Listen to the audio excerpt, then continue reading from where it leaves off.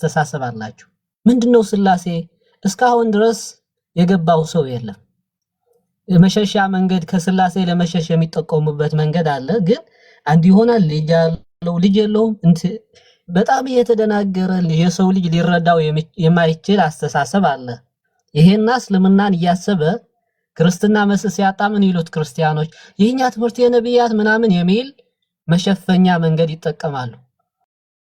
ምን ለማለት ፈልገው ነው ብሎ ጥያቄ ሲያነሳ ለምሳሌ አይሁዳውያን አሉ ነብያቶች ስላሴ የሚባል ትምህርት አይቀበሉትም። ስለዚህ የሆነ ነገር አለ ብሎ ራሱን መጠየቅ አለበት ማለት ነው። ክርስቲያኖች ስላሴን ስጠይቃቸው ሊያስረዱኝ አልቻሉ።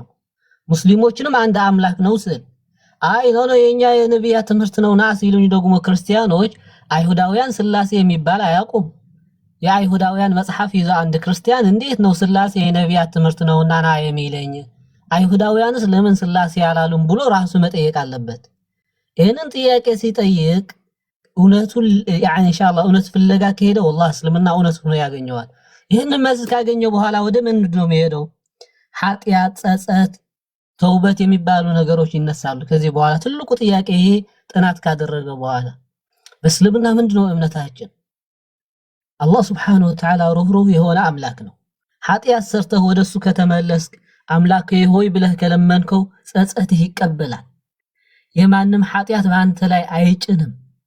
የአዳምም ከአዳም በኋላም የመጡ ትውልድ ያንተ ኃጢአት አልተሸከሙም፣ አንተም የነርሱ አትሸከምም። ታዲያ ምንድነው ሚስጥሩ? እርሱን በብቸኝነት እንድታመልክ ስለፈጠረ እርሱን በብቸኝነት አምልክ፣ ከተሳሳትክ ወደ እርሱ ተመለስ። طيب ይሄንን ጥያቄ ወደ ክርስትና ስንመልሰው ኃጢአት አለልህ ሞተልህ ይሉሃል። ከዛ ከሰራህና ከካድከ ገሃነም ትገባለህ ደግሞ ይሉሃል። ኃጢአቴ ምንድነው ብለህ እንኳን መልስ ማታገኝበት መንደር ነው ማለት ነው። ለምን ምንድነው ጉዳይ ምን እያደረጋችሁ ነው ብለህ ጥያቄ ካነሳህ የአዳም ኃጢአት ነበረ ምናምን እያሉ ይዘረዝራሉ። ይሄንን አስተሳሰብ አይሁዶች ዘንድ አለ ወይ ብለህ ስታስብ ወይ ስትጠይቅ ከአይሁዶች የሚመጣ መልስ በጣም የተለየና ሩቅ ሆኖ ታገኘዋለህ። ከዛ በኋላ ክርስትና የነብያት ትምህርት ነው የሚል ስህተት ያለበት ነገር ነው ማጣራት አለብኝ። ታዲያ ከአይሁዳውያን ተደብቆ ነው ይሄ ጉዳይ ብለህ ክርስቲያን ነብያቶችና መጻሕፍት እያነሱ ለሚያደርጉት ሽፋን ወይም መሸሽ ጥናት ልታደርግ ይረዳሃል ማለት ነው። ከዛ በኋላ ስለ ዒሳ አለይሂ ሰላም አስተሳሰብ ለምሳሌ አይሁዳውያን ስለ ፈጣሪ ያላቸው አስተሳሰብ ወደኛ ይቀርባሉ ከክርስቲያኖች በላይ። አዎ ባይብል ይቀበላሉ ግን ወደኛ ይቀርባሉ ከናንተ ክርስቲያኖች አይምን አይሁዶች። ለምን አንድ ፈጣሪ አለ ስለሚሉ። ግን ነቢያቶች ስላልተቀበሉ ሙስሊሞች ናቸው አማኞች ናቸው አንልም። ስለ ፈጣሪ እሳቤ የሚናገሩት ነገር ለማለት ፈልጌ ነው እንጂ አማኞች ናቸው ለማለት አይደለም። ስለዚህ ምንድነው የምንለው እኛ ዒሳ አለይሂ ሰላምን በእስልምና ተወዶ ታገኘዋለህ። አዎ አይሁዳውያን ነብይነቱም አልተቀበሉ አምላክነቱም አልተቀበሉ። ስለዚህ አንተ ብሉይ ኪዳን አዲስ ኪዳን መጻሕፍት ነብያት አለኝ የምትለው እነዛ የመጻሕፍት አዋቂ ነን የሚሉ አይሁዶች እንኳን ያንተ አስተሳሰብ አልተረዱም።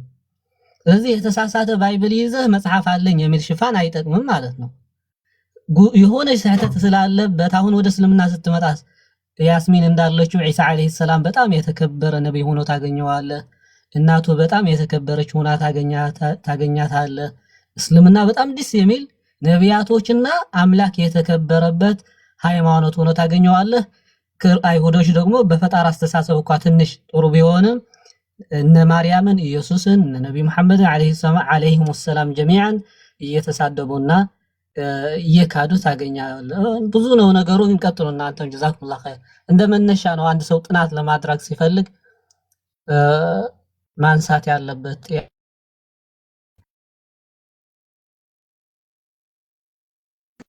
ጀዛኩሙላህ ኸይራን። ሄሎ ሌላ ጥያቄ አለሽ? አይ ቲንክ እስካሁን የተናገርነው ግልጽ ነው አይደል? ኢብራሂም ሰላም አለይኩም። ኢብራሂም እስኪ ጃስሚን ኢብራሂም ኢብሮ ሰላም አለይኩም። ወአለይኩም ሰላም ወራህመቱላሂ ወበረካቱ። ጀማዓ ሰላም አለይኩም ብያለሁ።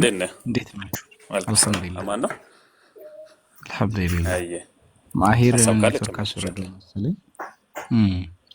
አይ ኡስታዝ ነያከ ጀዛኩሙላህ ኸይራን። እሺ ባረከላሁ ፊኩም። ማሻአላህ ጃስሚን አይ ሀቂ በጣም ጥሩ ነገር ነው የነገሯት። ጥሩ ነገርም ተላልፏል እና ጥቅል የሆነ ነገርም ነው ናይ ሀቂ ያስቀምጠው ወንድማችን አላህ ይጠብቀው። ሂሉ ጥያቄ ካላት ጥያቄዋን እናስተናግዳለን። ከዛ በተረፈ ደግሞ ጃስሚን እና ሷ ሲያወሩ ሐሳቧን እየሰረቃችሁ ነበር። እንደዚህ ነው አታክ የምታረጉት ምን ታረጋላችሁ መሰላችሁት? እና ወንድሞች ውይይት የሚወያዩ ሰዎችን ሐሳብ አትሰረቁ። በቃ እኛ ከላይ ሐሳብ ስንለዋወጥ እናውቀዋለን ምን መስራት እንዳለብን ግልጽ ነው። እና ስለዚህ አይመለከታችሁም ከሊያውሩ እያላችሁ እንዲያርጉ እያላችሁ አታዙንም። ኦኬ በተደጋጋሚ የጃስሚንን ሐሳብ ሲሰርቁ ስላየው ነው። እና ታብታብና ኮፒ ሊንክ አድርጉ። ከዛ በተረፈ ሄሉ ጥያቄ ካላት ጥያቄዋን እናስተናግድ። በቂ ነገር ተላልፏል ብዬ ስለማስብ ነው። እሺ ይሄ ተመልሶልኛል። እና ሌላ ጥያቄ ደግሞ በእኛ እምነት በእኛ አስተምሮ 10 ትእዛዛቶች አሉ። በእስልምና 10 ትእዛዛቶች አሉ ወይስ የሉም? ኦኬ ወአለይኩም ሰላም ወራህመቱላሂ ከዛ ወበረካቱህ። በዛው ቀጥዬ ሌላም ጥያቄ ልጨምር። ሃይ ያው ሁስም መጣል ኢንሻአላህ 10 ትእዛዛቶች አሉ ወይ የሚለውና እንደገና ሲቀጥል በእኛ የሰንበት ቀን ክቡር ነው። በሰንበት ቀን ምንም ስራ አንሰራም። የሰንበት ቀን ለአንድ ለአምላካችን የተሰጠ ቀን ነው። በሰባተኛው ቀን አድቬንቲስት እምነት ውስጥ ቅዳሜ ተለይቶ ለሰንበት የተሰጠ ነውና በዛ ቀን ምንም አይነት ስራ አንሰራም። ወደ ቸርች ብቻ ነው የምንሄደው። እና በእናንተስ እንደዚህ አይነት ነገር አለ ወይ? ተለይቶ ቀን የተሰጠው አለ ወይ የሚለውን ሰንበታችሁ መቼ ነው የተጻፈ ነገር ሳለው የሚለውን 10 ትእዛዛቶች በስልምና አንድ ሜት አድርጉት። ግልጽ ነው ጥያቄ ግልጽ ነው። አዳምጪ እሺ። የሚረብሽ ድምጽ ካጠገብሽ ስላለ ነው። 10 ትእዛዛቶች በእስልምና አሉ ወይ? አዎ 10 ትእዛዛቶች በእስልምና አሉ። ሁላቸውም አሉ። ምንድነው የተቀየረው ከተባለ የሰንበት ቀን የሚለው ነው። መጨረሻ ላይ ያነሳሽው የሰንበት ቀን የሚለው ነቢያችን ሰለላሁ ዐለይሂ ወሰለም ምክንያቱንም ተናገሩ። የመጀመሪያው የሰንበት ቀን ወይንም يوم السبت أعطي لموسى ويوم الأحد أعطي لعيسى عليه السلام وأتباعه ويوم الجمعة أعطي للنبي صلى الله عليه وسلم ولأمته أملاك الله سبحانه وتعالى سنبت كان لا موسى لا هزبوش ستات شوال أحد كان دقمو لعيسى لا هزبوش ستات شوال جمعة دقمو الله لنينا لتولدش ستان بلا تناقروا عيسى عليه السلام بمتى زي تشكونا مساف قدس لا يسنبت كان شروطا أملاك الله سبحانه وتعالى በዚያ ቀን አምልኮ መስራት እንደሚችል ማን ነው ሌላ ማንኛውም ስራዎችን መስራት እንደሚቻል ለኢሳ ሳወቀው ያንን ነገር ደነገገለት። ያ ለሙሳ ተሰጥቶ የነበረ ቀን ነው። ስለዚህ በዚያ ቀን ለምን ሰራ ብለው ሁሉ ተቃውመውታል። ነገር ግን አላህ Subhanahu Wa Ta'ala ለኢሳ ወኡሂል ለኩም ወኡሂሉ የምን ይላል መሰለሽ በሱራ አሊ ኢምራን ላይ ወኡሂል ለኩም بعض الذي حرم عليكم እነዚያን ከፊሉን በእናንተ ላይ እርም የተደረጉትን ሐላል አድርግላችሁ ዘንድ ከአምላኬ ዘንድ በተሰጠ ትእዛዝ ወደ እናንተ መጥቻለሁ ይላቸው ነበር። ዒሳ አለይሂ ሰላም ሰንበትን ቀን አላህ Subhanahu Wa Ta'ala በእርሱ በኩል እንደሻረው በሰንበት ቀን አትስሩ የሚል ትእዛዝ ነበራቸው እነሱ። ያ ነው። ነገር ግን ለዒሳ አለይሂ ሰላም አሐድ ወይንም እሁድ ቀን ተሰጠ። ለነብዩ ሰለላሁ ዐለይሂ ወሰለም ደግሞ ጁምዓ ቀን ተሰጠ። ይሄ ነው ያለው ነገር። ሄሎ 10 ትእዛዛቶች አሉ። እነዚህ ቀናቶች ግን ለሶስቱ ነብያት በተለያዩ ጊዜያት ተደረጉላቸው። ሰንበት ቀን ለሙሴና ለህዝቦቹ፣ እሁድ ቀን ለዒሳና ለህዝቦቹ፣ እንዲሁም ደግሞ ጁምዓ ቀን ወይንም አርብ ቀን ለነብዩ ሰለላሁ ዐለይሂ ወሰለምና ለህዝቦቻቸው ተሰጠ። በዚህ በጁምዓ ቀን አላህ Subhanahu Wa Ta'ala መስራትን ሙሉ በሙሉ እንዳው እርም አድርጎ ከለከለ ሳይሆን በዚህ ቀን አብዝተን አምልኮ እንድንሰራ ወደ አምልኮ እንድንዞር እንድንመላለስ ያዛል። ሱረቱል ጁምዓ የሚል ምዕራፍ ሁላ ወርዷል። በዚህ የጁምዓ ምዕራፍ የሚል በዚያ ላይ ምን ይላል? ስለ ጁምዓ ቀን አስመልክቶ ያ አዩሃ አለዚነ አመኑ ኢዛ ኑዲየ ሊሰላቲ ሚን የውሚል ጁምዓ ፈስዐው ኢላ ዚክሪላሂ ወዘሩል በይዕ ዛሊኩም ኸይሩን ለኩም ኢን ኩንቱም ተዕለሙን ይላል። እናንተ ያመናችሁ ሰዎች ሆይ የጁምዓ ቀን የአዛን ጥሪ ከተጠራ ጊዜ ወይም በምትሰሙ ጊዜ ወዲያው ቶሎ ብላችሁ አላህን ወደ ማውሳት አላህን ወደ መገዛት ፈጥናችሁ ሂዱ እያለ ይናገራል። ንግዳችሁንና ስራችሁንም ተው እያለ ይናገራል። አይሽ በዚህ በጁምዓ ቀን ለነቢዩ ሙሐመድ ሰለላሁ ዐለይሂ ወሰለም እና ለህዝቦቻቸው በተለየ መልኩ አምልኮ እንዲያበዙበት እንዲሁም ደግሞ ከምድራዊ ስራ ከአምልኮ ምድራዊ ስራ ሊያዘናጋቸው እንደማይገባ ትኩረት እንዲያደርጉ ያዘዘባቸው ቀን ነው። ሙሳንና ህዝቦችን ደግሞ ሰንበትን ቀን፣ ዒሳንና ህዝቦችን ደግሞ እሁድን ቀን ማለት ነው። ይህን ይመስላል። ሄዱ አመሰግናለሁ። እና ስለዚህ በሰንበት ቀን ይከበራል፣ ግን ስራ መስራት ይቻላል ነው? ስራ መስራት ይቻላል፣ ችግር የለውም። ነገር ግን ይሄን ምን አደረገው? መጽሐፍ ቅዱስ ላይ በሰንበት ቀን የሰራ ይገደል ብሏል አምላክ ብለው ጻፉ። ነገር ግን እንደዛ አልነበረም። ነብዩ ሰለላሁ ዐለይሂ ወሰለም ለእያንዳንዳችን ለሶስት ነብያቶች የተለያዩ ቀናቶች ሰጠን ብለው ተናግረዋል። ሐዲስ ላይ ለሙሴ ለዒሳና ለእኔ ብለው ተናገሩ እንጂ በዚያ ቀን የሰራ ይገደል ምናምን የሚለው ስህተት ነው። እሺ መጽሐፍ ቅዱስ ላይ የተናገረውን ኦሪት ዘፍጥረት ምዕራፍ 2 ቁጥር 2 ላይ ይመስለኛል እግዚአብሔር ምን ይላል? መጽሐፍ ቅዱስ ምን ይላል? እግዚአብሔር 7 ሰማያትን 7 ምድርን በ6 ቀን ፈጥሮ በሰንበት ቀን ጨረሰ። ማን ነው በ6 ቀን ፈጥሮ ጨረሰ? በ7ኛው የሰንበት ቀን እግዚአብሔር ከስራው ያረፈበት የተነፈሰበት ቀን ነውና በሰንበት ቀን የሚሰራ ሁሉ ይገደል ይላል። ይሄ ሙሉ አንቀጹ ስህተት ነው። እንደው በ6 ቀን ፈጠረ የሚለው ካልሆነ በስተቀር አምላክ አላህ ሱብሓነሁ ወተዓላ በቁርአን ላይ ይሄንን ጥቅስ አርመውታል በደንብ አድርገው። አንደኛ ከስራው አረፈ ተብሎ አምላክ ሊገለጽ የሚችል አይደለም። ስራ ከሰራ በኋላ እረፍት የሚያስፈልገው ማን ነው? ያ ጀማዓ ኢጃዛ የሚያስፈልገው ስራ ከሰራ በኋላ እረፍት ቀን የሚያስፈልገው ማን ነው? ፍጡር ነው። አላህ ሱብሓነሁ ወተዓላ ስለ እርሱ እረፍት የሚያስፈልገው አይደለም። ኩለ የውሚን ሁወ ፊ ሸእን፣ በሁሉም ቀን እኔ በስራ ላይ ነኝ እያለ ይናገራል። አንዴ ይፈጥራል፣ ይኽፊድ ወዩዒዝ ወየኽሉቅ ወዩሚት ወዩሕይ። ይህን አምላክ አላህ ሱብሓነሁ ወተዓላ ስራ ከሰራ በኋላ የሚተነፍሰውና እረፍት የሚያስፈልገው ማን ነው ከተባለ እስኪ እንደው ለረፍት ትላለህ አይደል? ስራ ሰርተህ ይሄ ከአምላክ ዘንድ አለ ይላል እግዚአብሔር መጽሐፍ ቅዱስ። ይሄ በፍጹም ስህተት ነው። አምላክ አላህ በቁርአን ላይ ይሄንን ቃል በቃል ያርመዋል። ሱረቱል ቃፍ መጨረሻው ገጽ ላይ ምን ይላል? ወለቀድ ኸለቅነ ሰማዋት ወልአርድ ማ በይነሁማ ፊ ሲተቲ አያም ወማ መሰና ሚን ሉጉብ ይላል። በእርግጥም 7 ሰማያትን 7 ምድርን በ6 ቀን ፈጠርኳቸው፣ ከዚያ በኋላ ግን ምንም አይነት ድካም አልተሰማኝም እያለ ይናገራል። ይሄ ያረፈ ተነፈሰ ብለው ለፍጥረት የሚውልን ባህሪ በእርሱ ላይ መጫናቸው ትልቅ ስህተት ነው። ሌላኛው በሰንበት ቀን የሰራ ሁሉ ይገደል ይላል መጽሐፍ ቅዱስ። አምላክ በፍጹም በዚህ ቀን እንዳትሰሩ በዚህ ቀን የሰራ ይገደል ብሎ በፍጹም የሚያዝ አምላክ አይደለም። ገብታችኋል አይደል? በሰንበት ቀን ስለሆነ ታሪክ ልንገራችሁ። አምላክ አላህ በቁርአን ላይ ሲናገር ማለት ነው ከእስራኤላውያኖች የሆኑ ሰዎች እኛ የአምልኮ ቀን እንፈልጋለን፣ በዚያ ቀን ራሳቸውን ከአምላክ ጋር እየተፈታተኑ ማለት ነው። እኛ እምነታችን በጣም ጠንካራ ነው አሉ።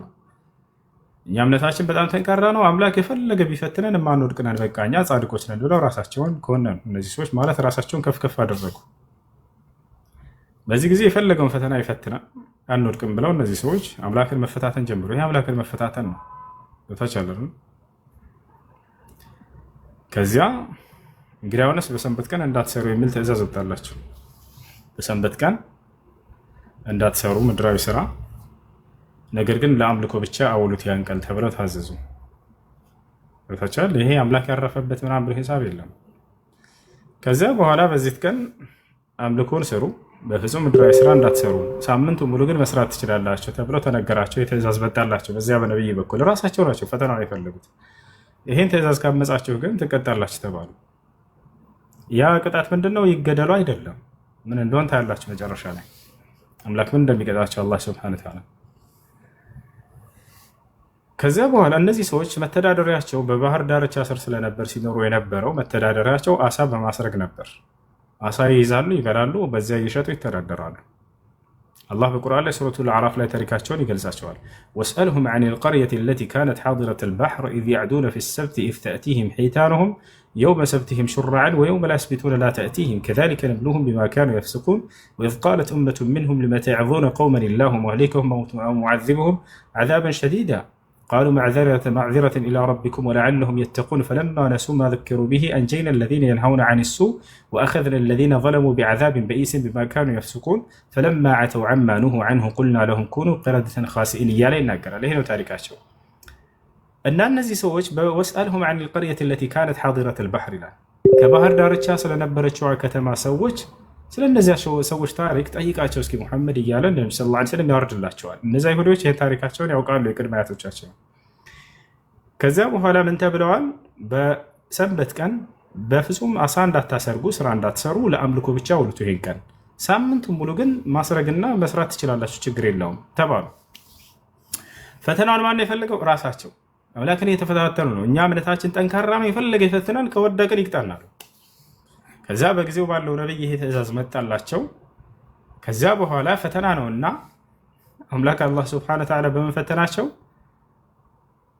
አሳዎቹ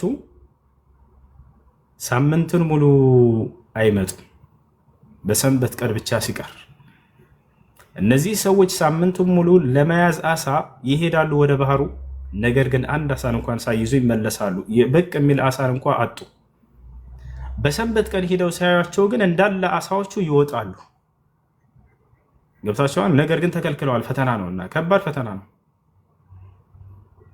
ይሄ ነገር በቃ ቆየባቸው በዚህ ሁኔታ ጭራሽ ፈተናን መቋቋም አልቻሉም አሁን ለሶስት ተከፈሉ የዛች ዳርቻ ላይ ያሉ ሰዎች አስቡት ከባድ ፈተና ነው ሳምንቱን ሙሉ ለማስረግ ይሄዳሉ አያገኙም በሰንበት ቀን በተከለከሉበት ቀን ግን እንዳታሰርጉ በተባሉበት ቀን ግን እንዳለ አሳዎቹ በቃ ለመውጣት ሁሉ ይደርሳሉ ተከልክለዋል በዚያ ቀን ስለዚህ ምን ዘዴ የፈጠሩ እነዚህ ሰዎች ግማሾቹ ሰዎች ምን አደረጉ ለምን የሰንበት ቀን ከመምጣቱ በፊት ጁምዓ ቀን ማታ ላይ አርብ ማታ ላይ አስርገነው ወጥመዱን ከዚያ በኋላ የሰንበቱ ቀን ካለፈ በኋላ ልክ እሁድ ማታ ላይ ደግሞ ወይንም የሰንበት ማታ ላይ የእሁድ የሚመጣው ምሽት ላይ ያን ያሰረግነውን እንይዘዋለን እናወጣዋለን ስለዚህ በሰንበት ቀን አልሰራንም ማለት ነው እኮ ብለው ራሳቸውን በአምላክ ህግ ላይ ተጫወቱ እነዚህ ሰዎች ማን ነው የሸወዱ ያሉት ራሳቸውን ነው ወታሻላ አምላክን አላህ ሸውደውታል ወይ ላልሸወዱ ምን አደረጉ ብልጠትነታቸው ተመልከቱ ጁምዓ ቀን ልክ አርብ ማታ ላይ እንትን አሉት አጠመዱትና ልክ ያ ሰንበቱ ካለፈ በኋላ ማታ ላይ ያንን አወጡት ወታሻላ በዚህ ሁኔታ ሲያደርጉ ጊዜ አንድ ጭፍራዎች ሁሉም አይደለም ይሄን ያደረጉት ለሶስት ተከፍለዋል የከተማይቱ ሰዎች ብያቸዋለሁ ሁለተኞቹ ጭፍሮች ምን አደረጉ አላህን ፍሩ ተው ብለው ይሄንን መገሰጽ ጀመሩ እነዚህን ሰዎች ማስረጃ እዛው እየተከስኩላችሁ ነው አንቀጹ ላይ اذ يعدون في السبت አለ በሰንበትም ቀን ወሰንን አለፉ ዘለቀ አሳያለሁ ቁርአኑን ከፍቼ አንዴ ልጨርስልህ ማስረጃ የሚሆን ቃል ዛሬ ነው እንዳወቀው ናግባ ቁጭ ብላ አዳምጥ እንዳው ልኬልሃለሁ اذ يعدون في السبت በሰንበትም ቀን ወሰንን ባለፉ ጊዜ አለ ያ ማለት እነዚህ ሰዎች በሰንበት ቀን ወሰን አለፉ ማለት ያን የተከለከሉትን ተግባር ማድረግ ተያዙት ማለት ነው ምን ማድረግ ማስረክ إذ تأتيهم حيتانهم يوم سبتهم شرعا ويوم لا يسبتون لا تأتيهم ተመልከቱ በሰንበት ቀን አሳዎቻቸው ይመጧቸዋል ወደ እነርሱ ከሰንበት ውጭ በሆነ ቀን ደግሞ አይመጡም በዛ ይቀራሉ ቀደም ያልኩህ እየተናገርኩ ያለሁት ከቁርአን አንቀጽ ነው እሺ አዳምጥ كذلك نبلوهم بما كانوا يفسقون አለ በማመጻቸው ምክንያት ልክ እንዲህ እፈትናቸዋለሁ አለ እኮ ነግባ ይወልክ ይላል ወንድ ልጅ አይደል እንዴ ኮሜንት ጽፈህ እስከመቼ ድረስ ነግባ እሺ ከዛ በዚህ ሁኔታ ሲሆኑ አንደኞቹ ጭፍራዎች መምከር ጀመሩ መገሰጽ ጀመሩ እነዚህን ተው አላህን ፍሩ እንዲህ አታድርጉ አምላክ እየፈተነን ነው ፈተናውን ልንወጣ ይገባል በከለከለን በሰንበት ቀን ማስረግና መስራት የለብንም ተው ይቅርባችሁ የነገር አሏቸው አያችሁ ሁለተኛ ምን አይነት አንጃ ወይንም ግሩፕ ተፈጠረ መካሪና ገሳጭ ተው የሚል ግሩፕ ተፈጠረ ሶስተኛ ግሩፕ ተፈጠረ ደግሞ ምን የሚሉ የሚመክሩትን በሚመክሩት ሰዎች ላይ የሚያሽሟጥጡ ሰዎች ምን አገባችሁ እናንተ ከፈለጋለ ህቅጣቸው ከፈለገ ይታቸው ለምን እናንተ ምን ጥልቅ አደረጋችሁ የሚል አጋጥሟቸው አያውቅም ለምሳሌ አንዲት ልጅ እየጨፈረች ቲክቶክ ላይ ቪዲዮ ሰራች እንበል አንዳንድ መካሪ ሙስሊሞች መጥተው ታይ አላህን ፍሪ ነገ ሞት አለብሽ ብለው ይገስጻሉ። ሌላ ሶስተኛ ወገን ይመጣና አንቺ ምን አገባሽ በሰው ህይወት ምን ጥልቅ አደረገሽ የራስሽን ላይፍ አትኖሪም የሚል ሰው አጋጥሟቸው አያውቅም? የሚመክሩ ሰዎችን የሚያሽሟጥጥ በእነርሱ ላይ ማለት ነው። ይሄ በጣም አስቀያሚው ክፍል ነው። ገብታችኋል? በጣም አስቀያሚዎች ነው። እንዲህ አይነት ሶስተኛ ወገን ተፈጠረ የዛኔ ወኢዝ ቃለት ኡመቱን ሚንሁም ሊመ ተዒዙነ ቀውመን ኢላሁ ሙህሊኩሁም። አላህ የሚያጠፋቸውን ሰዎች ለምን ትመክሯቸዋላችሁ? አትምከሯቸው፣ ተዋቸው። አው ሙዓዚቡሁም ከፈለገ የሚቀጣቸው ዐዛበን ሸዲዳ ብርቱ የሆነ ቅጣት። አያቸው ለሶስት ተከፈሉ። ስለዚህ አንደኛው ኃጢአቱን ያደረጉ በሰንበት ቀን የሰሩ፣ ሁለተኛ ተው አትስሩ ብሎ የሚከለክል፣ ሶስተኛ እናንተ ምን አገባችሁ ከፈለገ አላህ ይቅጣቸው ከፈለገ ይተዋቸው ብሎ የሚያሽሟጥጥ ሶስተኛ ግሩፕ። አሁን ቅጣቱ ሊመጣ ነው። ቅጣቱ በሚመጣ ጊዜ ማን ነው የሚያገኘው? መልሶ እስኪ አላህ ከመመለሱ በፊት በቁርአን ላይ ያለውን ከመንገሩ በፊት እኔ ማለት ነው ሶስት አንጃዎች ተፈጥረዋል። በሰንበት ቀን ያሰረጉ፣ እንዲሁም ደግሞ ተው አላህን ፍሩ ብለው የመከሩ፣ ሶስተኛው ደግሞ ያሽሟጠጡ። የሚድነው የትኛው ጭፍራ ነው? የሚጠፋው የትኛው ጭፍራ ነው? የሚድኑት የትኞቹ ናቸው? የሚድኑት ቁጥር ስንት ናቸው? ቁጥር 1 ኃጢአቱን ያደረጉ ያመፁ፣ ሰንበት ቀን እንዳትስሩ ተብሎ የሰሩ። ሁለተኛ ተው አላህን ፍሩ ይሄ ነገር ይቅርብን ያሉ የመከሩት። ሶስተኛ ያሽሟጠጡት። የሚጠፉት የትኞቹ ናቸው? የሚድኑትስ የትኞቹ ናቸው? የሚድኑት ቁጥር 2 ናቸው። ተው አላህን ፍሩ ይቅርባችሁ፣ ይቅርብን ይሄን ነገር አናድርግ አምላክ አላህ እየፈተናቸው ነውና ተው ፈተናውን ልትወጡ ይገባል ብለው የገሰጹ ይድናሉ።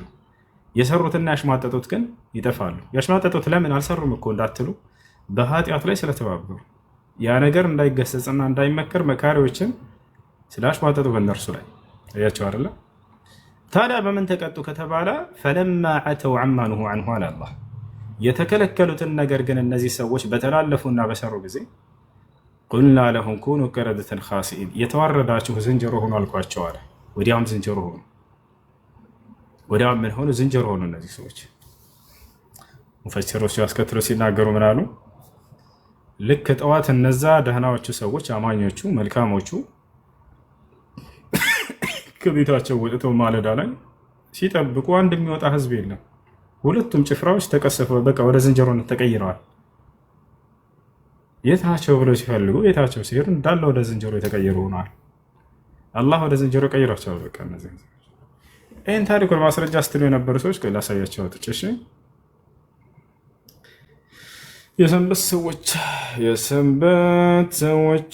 የሰንበት ሰዎች ታሪክ እንዴ ላሳያችሁ። ሱረቱል አዕራፍ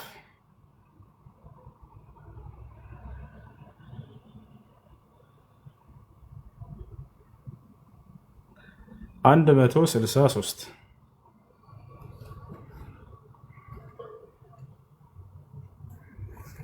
እሺ ልጆች ትቀጥላላችሁ። እሺ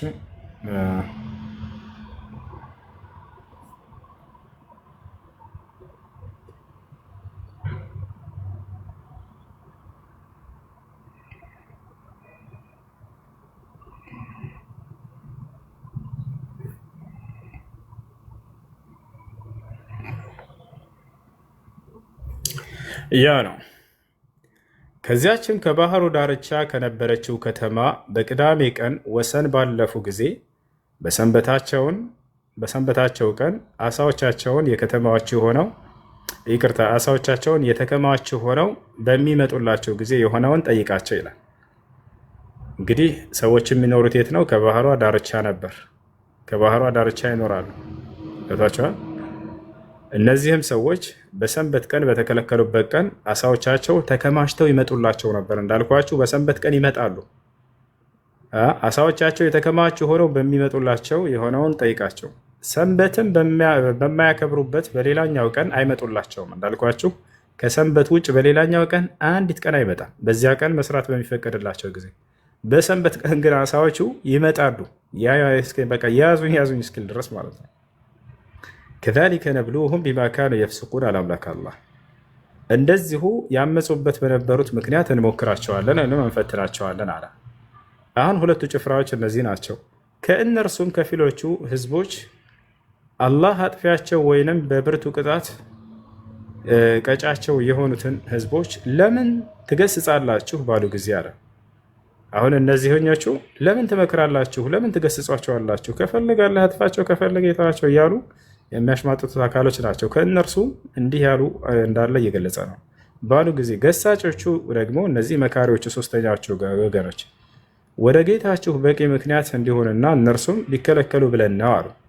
አያቸው አይደል? እንዲቆጠቡ ከዚህ እንዲከለከሉ ብለን ነው የምንገስጻቸው አሉ። ስለዚህ ሶስቶቹ ጭፍራዎች የመጀመሪያዎቹ ወሰን አላፊዎቹ በሰንበት ቀን ገብታቸዋል፣ ወሰን ባለፉ ጊዜ እያለ ይናገራል። ሁለተኛ የሚያሽሟጠጡ ሰዎች፣ ሶስተኛ መካሪዎቹ ያቸውና እዚህ ጋር አላህ ከዚያ ምን አለ?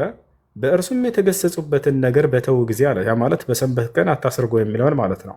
አሳ በሰንበት ቀን አትስሩ የሚለውን በእርሱ የተገሰጹበትን ነገር በተው ጊዜ እነዚያን ከክፉ የሚከለከሉትን አዳንን አለ። ስለዚህ የዳኑት ማን ናቸው? ተው አታስሩ ብለው የሚገስጹት አካሎች ናቸው የዳኑት።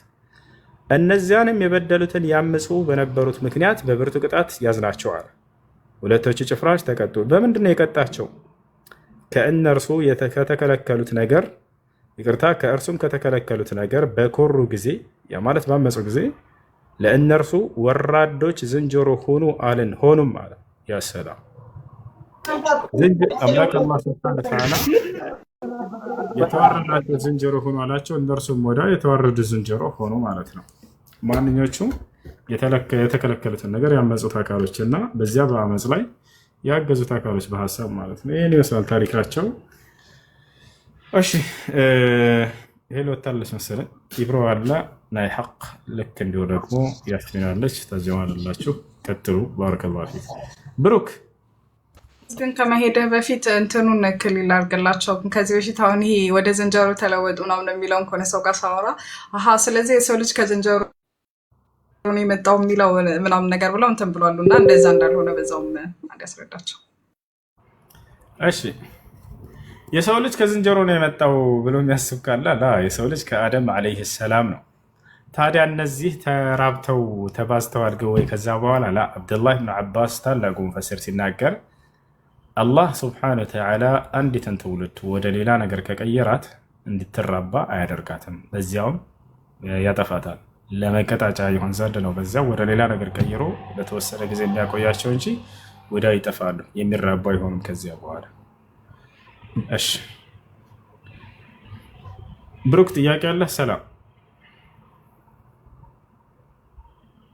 ብሩክ ለማሰለ እሱ አንድ ጊዜ ሰለምት እህታችን ታች አለችና ብትገባ መክሊት አለችና ብታስገቡልን። መክሊትን አስገባትሽ። እሺ ጥያቄ ያለ? አዎ ጥያቄ ኮመንት ላይ አንብቤያለሁ። ሌላ የሌላን ሰው እምነት ተከታይ የሆነን ሰው እግዚአብሔር ይማረክ ብሎ ማለት እንዴት ይታያል? ይቻላል ወይ? እናንተ መጣራት ያለባችሁ አምላካችሁን አላህ ሱብሓነሁ ወተዓላ ነው። ከአላህ ሱብሓነሁ ወተዓላ ውጭ ሌላን አካል መጣራት አይቻልም። ፈውስን የሚሰጠው አምላክ አላህ ሱብሓነሁ ወተዓላ ብቻ ነው። አላህ በቁርአን ላይ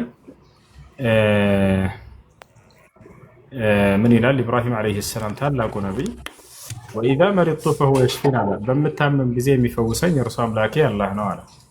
ስለዚህ ፈዋሽ አምላክ አላህ ነው። ነቢያችን ሰለላሁ ዐለይሂ ወሰለም ሐዲስ ላይ አላሁመ አንተ ረብ ናስ አዝሂቢል በእስ እሽፊ አንተ ሻፊ ላ ሽፋ ኢላ ሽፋክ እያሉ ይናገራሉ። አምላኬ አላህ ሆይ ፈውስ፣ ፈዋሹ አንተ ነህና እያሉ ይናገራሉ። ስለዚህ የሌላ እምነት ተከታይ ቢታመም አይሁድ ወይንም ክርስቲያን አላህ ያሽርህ ማለት ትችላላችሁ።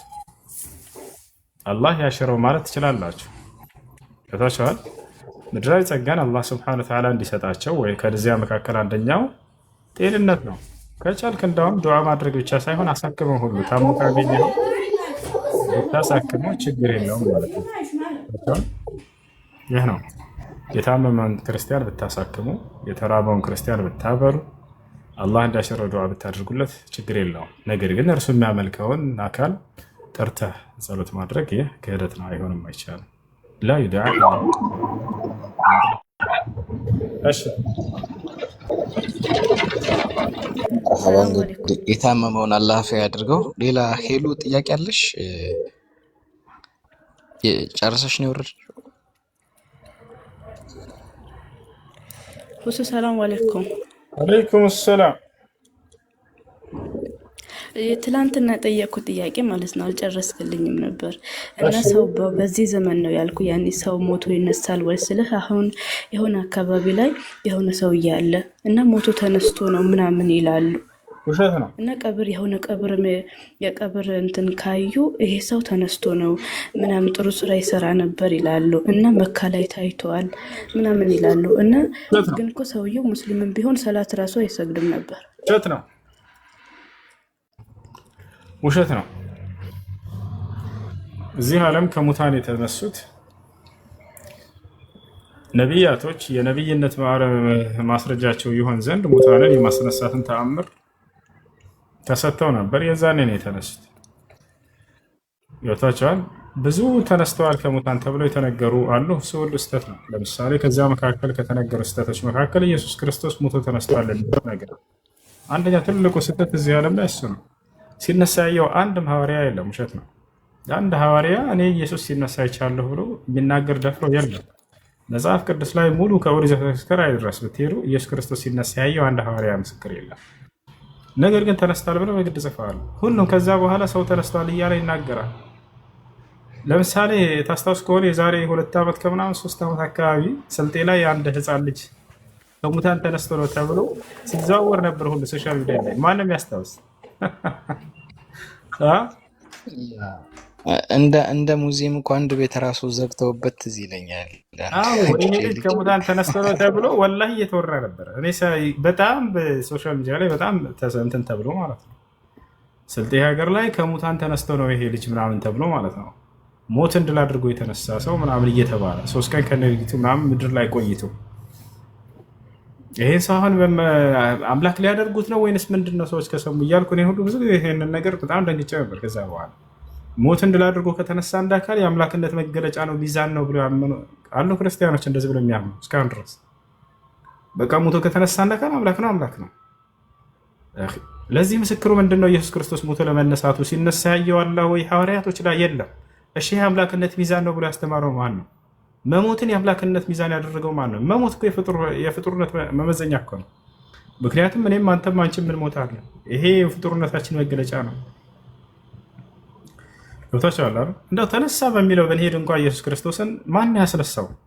አምላኩን ያስነሳው። ወደ 10 ምናምን ጥቅስ ልሰጣችሁ ይችላል መጽሐፍ ቅዱስ ላይ አምላክን ያስነሳው። አንዲት ቦታ ላይ ሞትን ድል አድርጎ ተነስቷል የሚል የለም። ማን ያስነሳው ከተባለ አምላኩን ያስነሳው።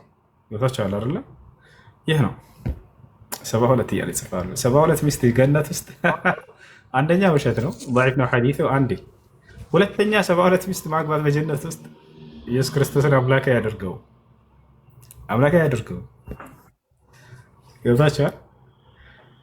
ስለ አላህና ስለ መልእክተኛው አያቸው አይደለ? የክርስትና መሰረታዊ ጉዳይ እያነሳላቸው 72 ይላሉ። ምን ያክል ራሳቸው እንደሸወዱ ወላሂ ላዝም። አሁን 72 የምሉት ውሸት እንደሆነ ላሳያቸው አንድ ጊዜ እዚህ ውስጥ ልባቸውን ቁርጥ ላድርግላችሁ። 72 ሚስት የሚሏችሁ እናንተን አይምሯቸውን ለመድፈን የሰጧቸው የሆነ ውሸትና ቅጥፈት ነው።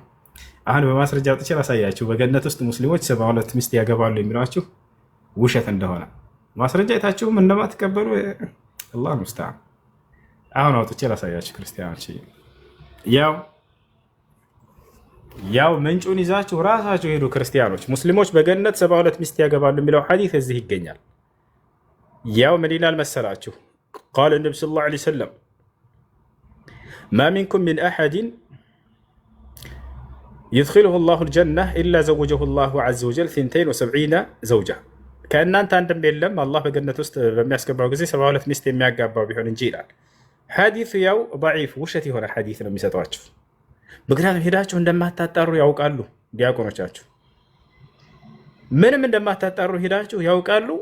ይህን ውሸት ያጠጧችኋል፣ ለእስልምና ጥላቻ ማለት ነው። ቁጥሩን ያዙት፣ ያው በራሳችሁ ማረጋገጥ ትችላላችሁ። የት ይገኛል? ሱናን ኢብኑ ማጃ ቁጥር 4337 በደንብ ያዝ። ያው ስክሪንሻት አንሱ ሁላችሁም ክርስቲያኖች። አሁን አስተማሪዎቻችሁ ምን ያክል ውሸታም እንደሆኑ ከዚህ ትረዳላችሁ። ሰው በዋሸ ቁጥር ከሚሰሙት ሰዎች ዝር ይቀላል፣ ቅልል እያለ ይሄዳል። ይወታችኋል። እናንተ ጋር ደግሞ በዋሸ ቁጥር ሰው ይገዝፋል። እኔ አላቅም ምን አይነት አይምሮ እየተጠቀማችሁ እንዳላችሁ። ይወታችኋል። ውሸት እኮ ሰውን ያቀላል። አታውቁም እንዴ? አረጋግጡ። ያው በራሳቸው ቁጥሩን ይዛችሁ ሄዱ። ውሸት የሆነ ሐዲስ የሚያወራቸው አላማቸው ምንድነው? እናንተ እንደፍን ነው አድርገን አሁን እያሳያቸው ማስረጃ 72 እያለ ይጽፋሉ።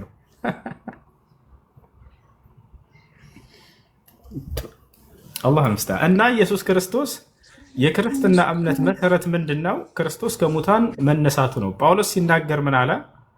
ኢየሱስ ክርስቶስማ ከሙታን ካልተነሳ ክርስትናችን ከንቱ ነው ብሎ ተናገረ። ስለዚህ የክርስትና የእምነቱ መሰረት እውነተኛ ሊያደርገው የሚችለው ክርስቶስ ከሙታን መነሳቱ ነው። ታዲያ ኢየሱስ ክርስቶስ ከሙታን ሲነሳ ያየው ሐዋርያ ያለው የለም ወፍ። ስለዚህ ክርስትና የሚባለው እምነት በጳውሎስ መስፈርት መሰረት ውሸት ነው። ክርስትና የሚባለው ሃይማኖት ማለት ነው። ለምን ከተባለ ጳውሎስ ምን አለ? ክርስቶስማ ከሙታን ካልተነሳ እምነታችን ከንቱ ነው፣ ውሸት ነው ብሏል።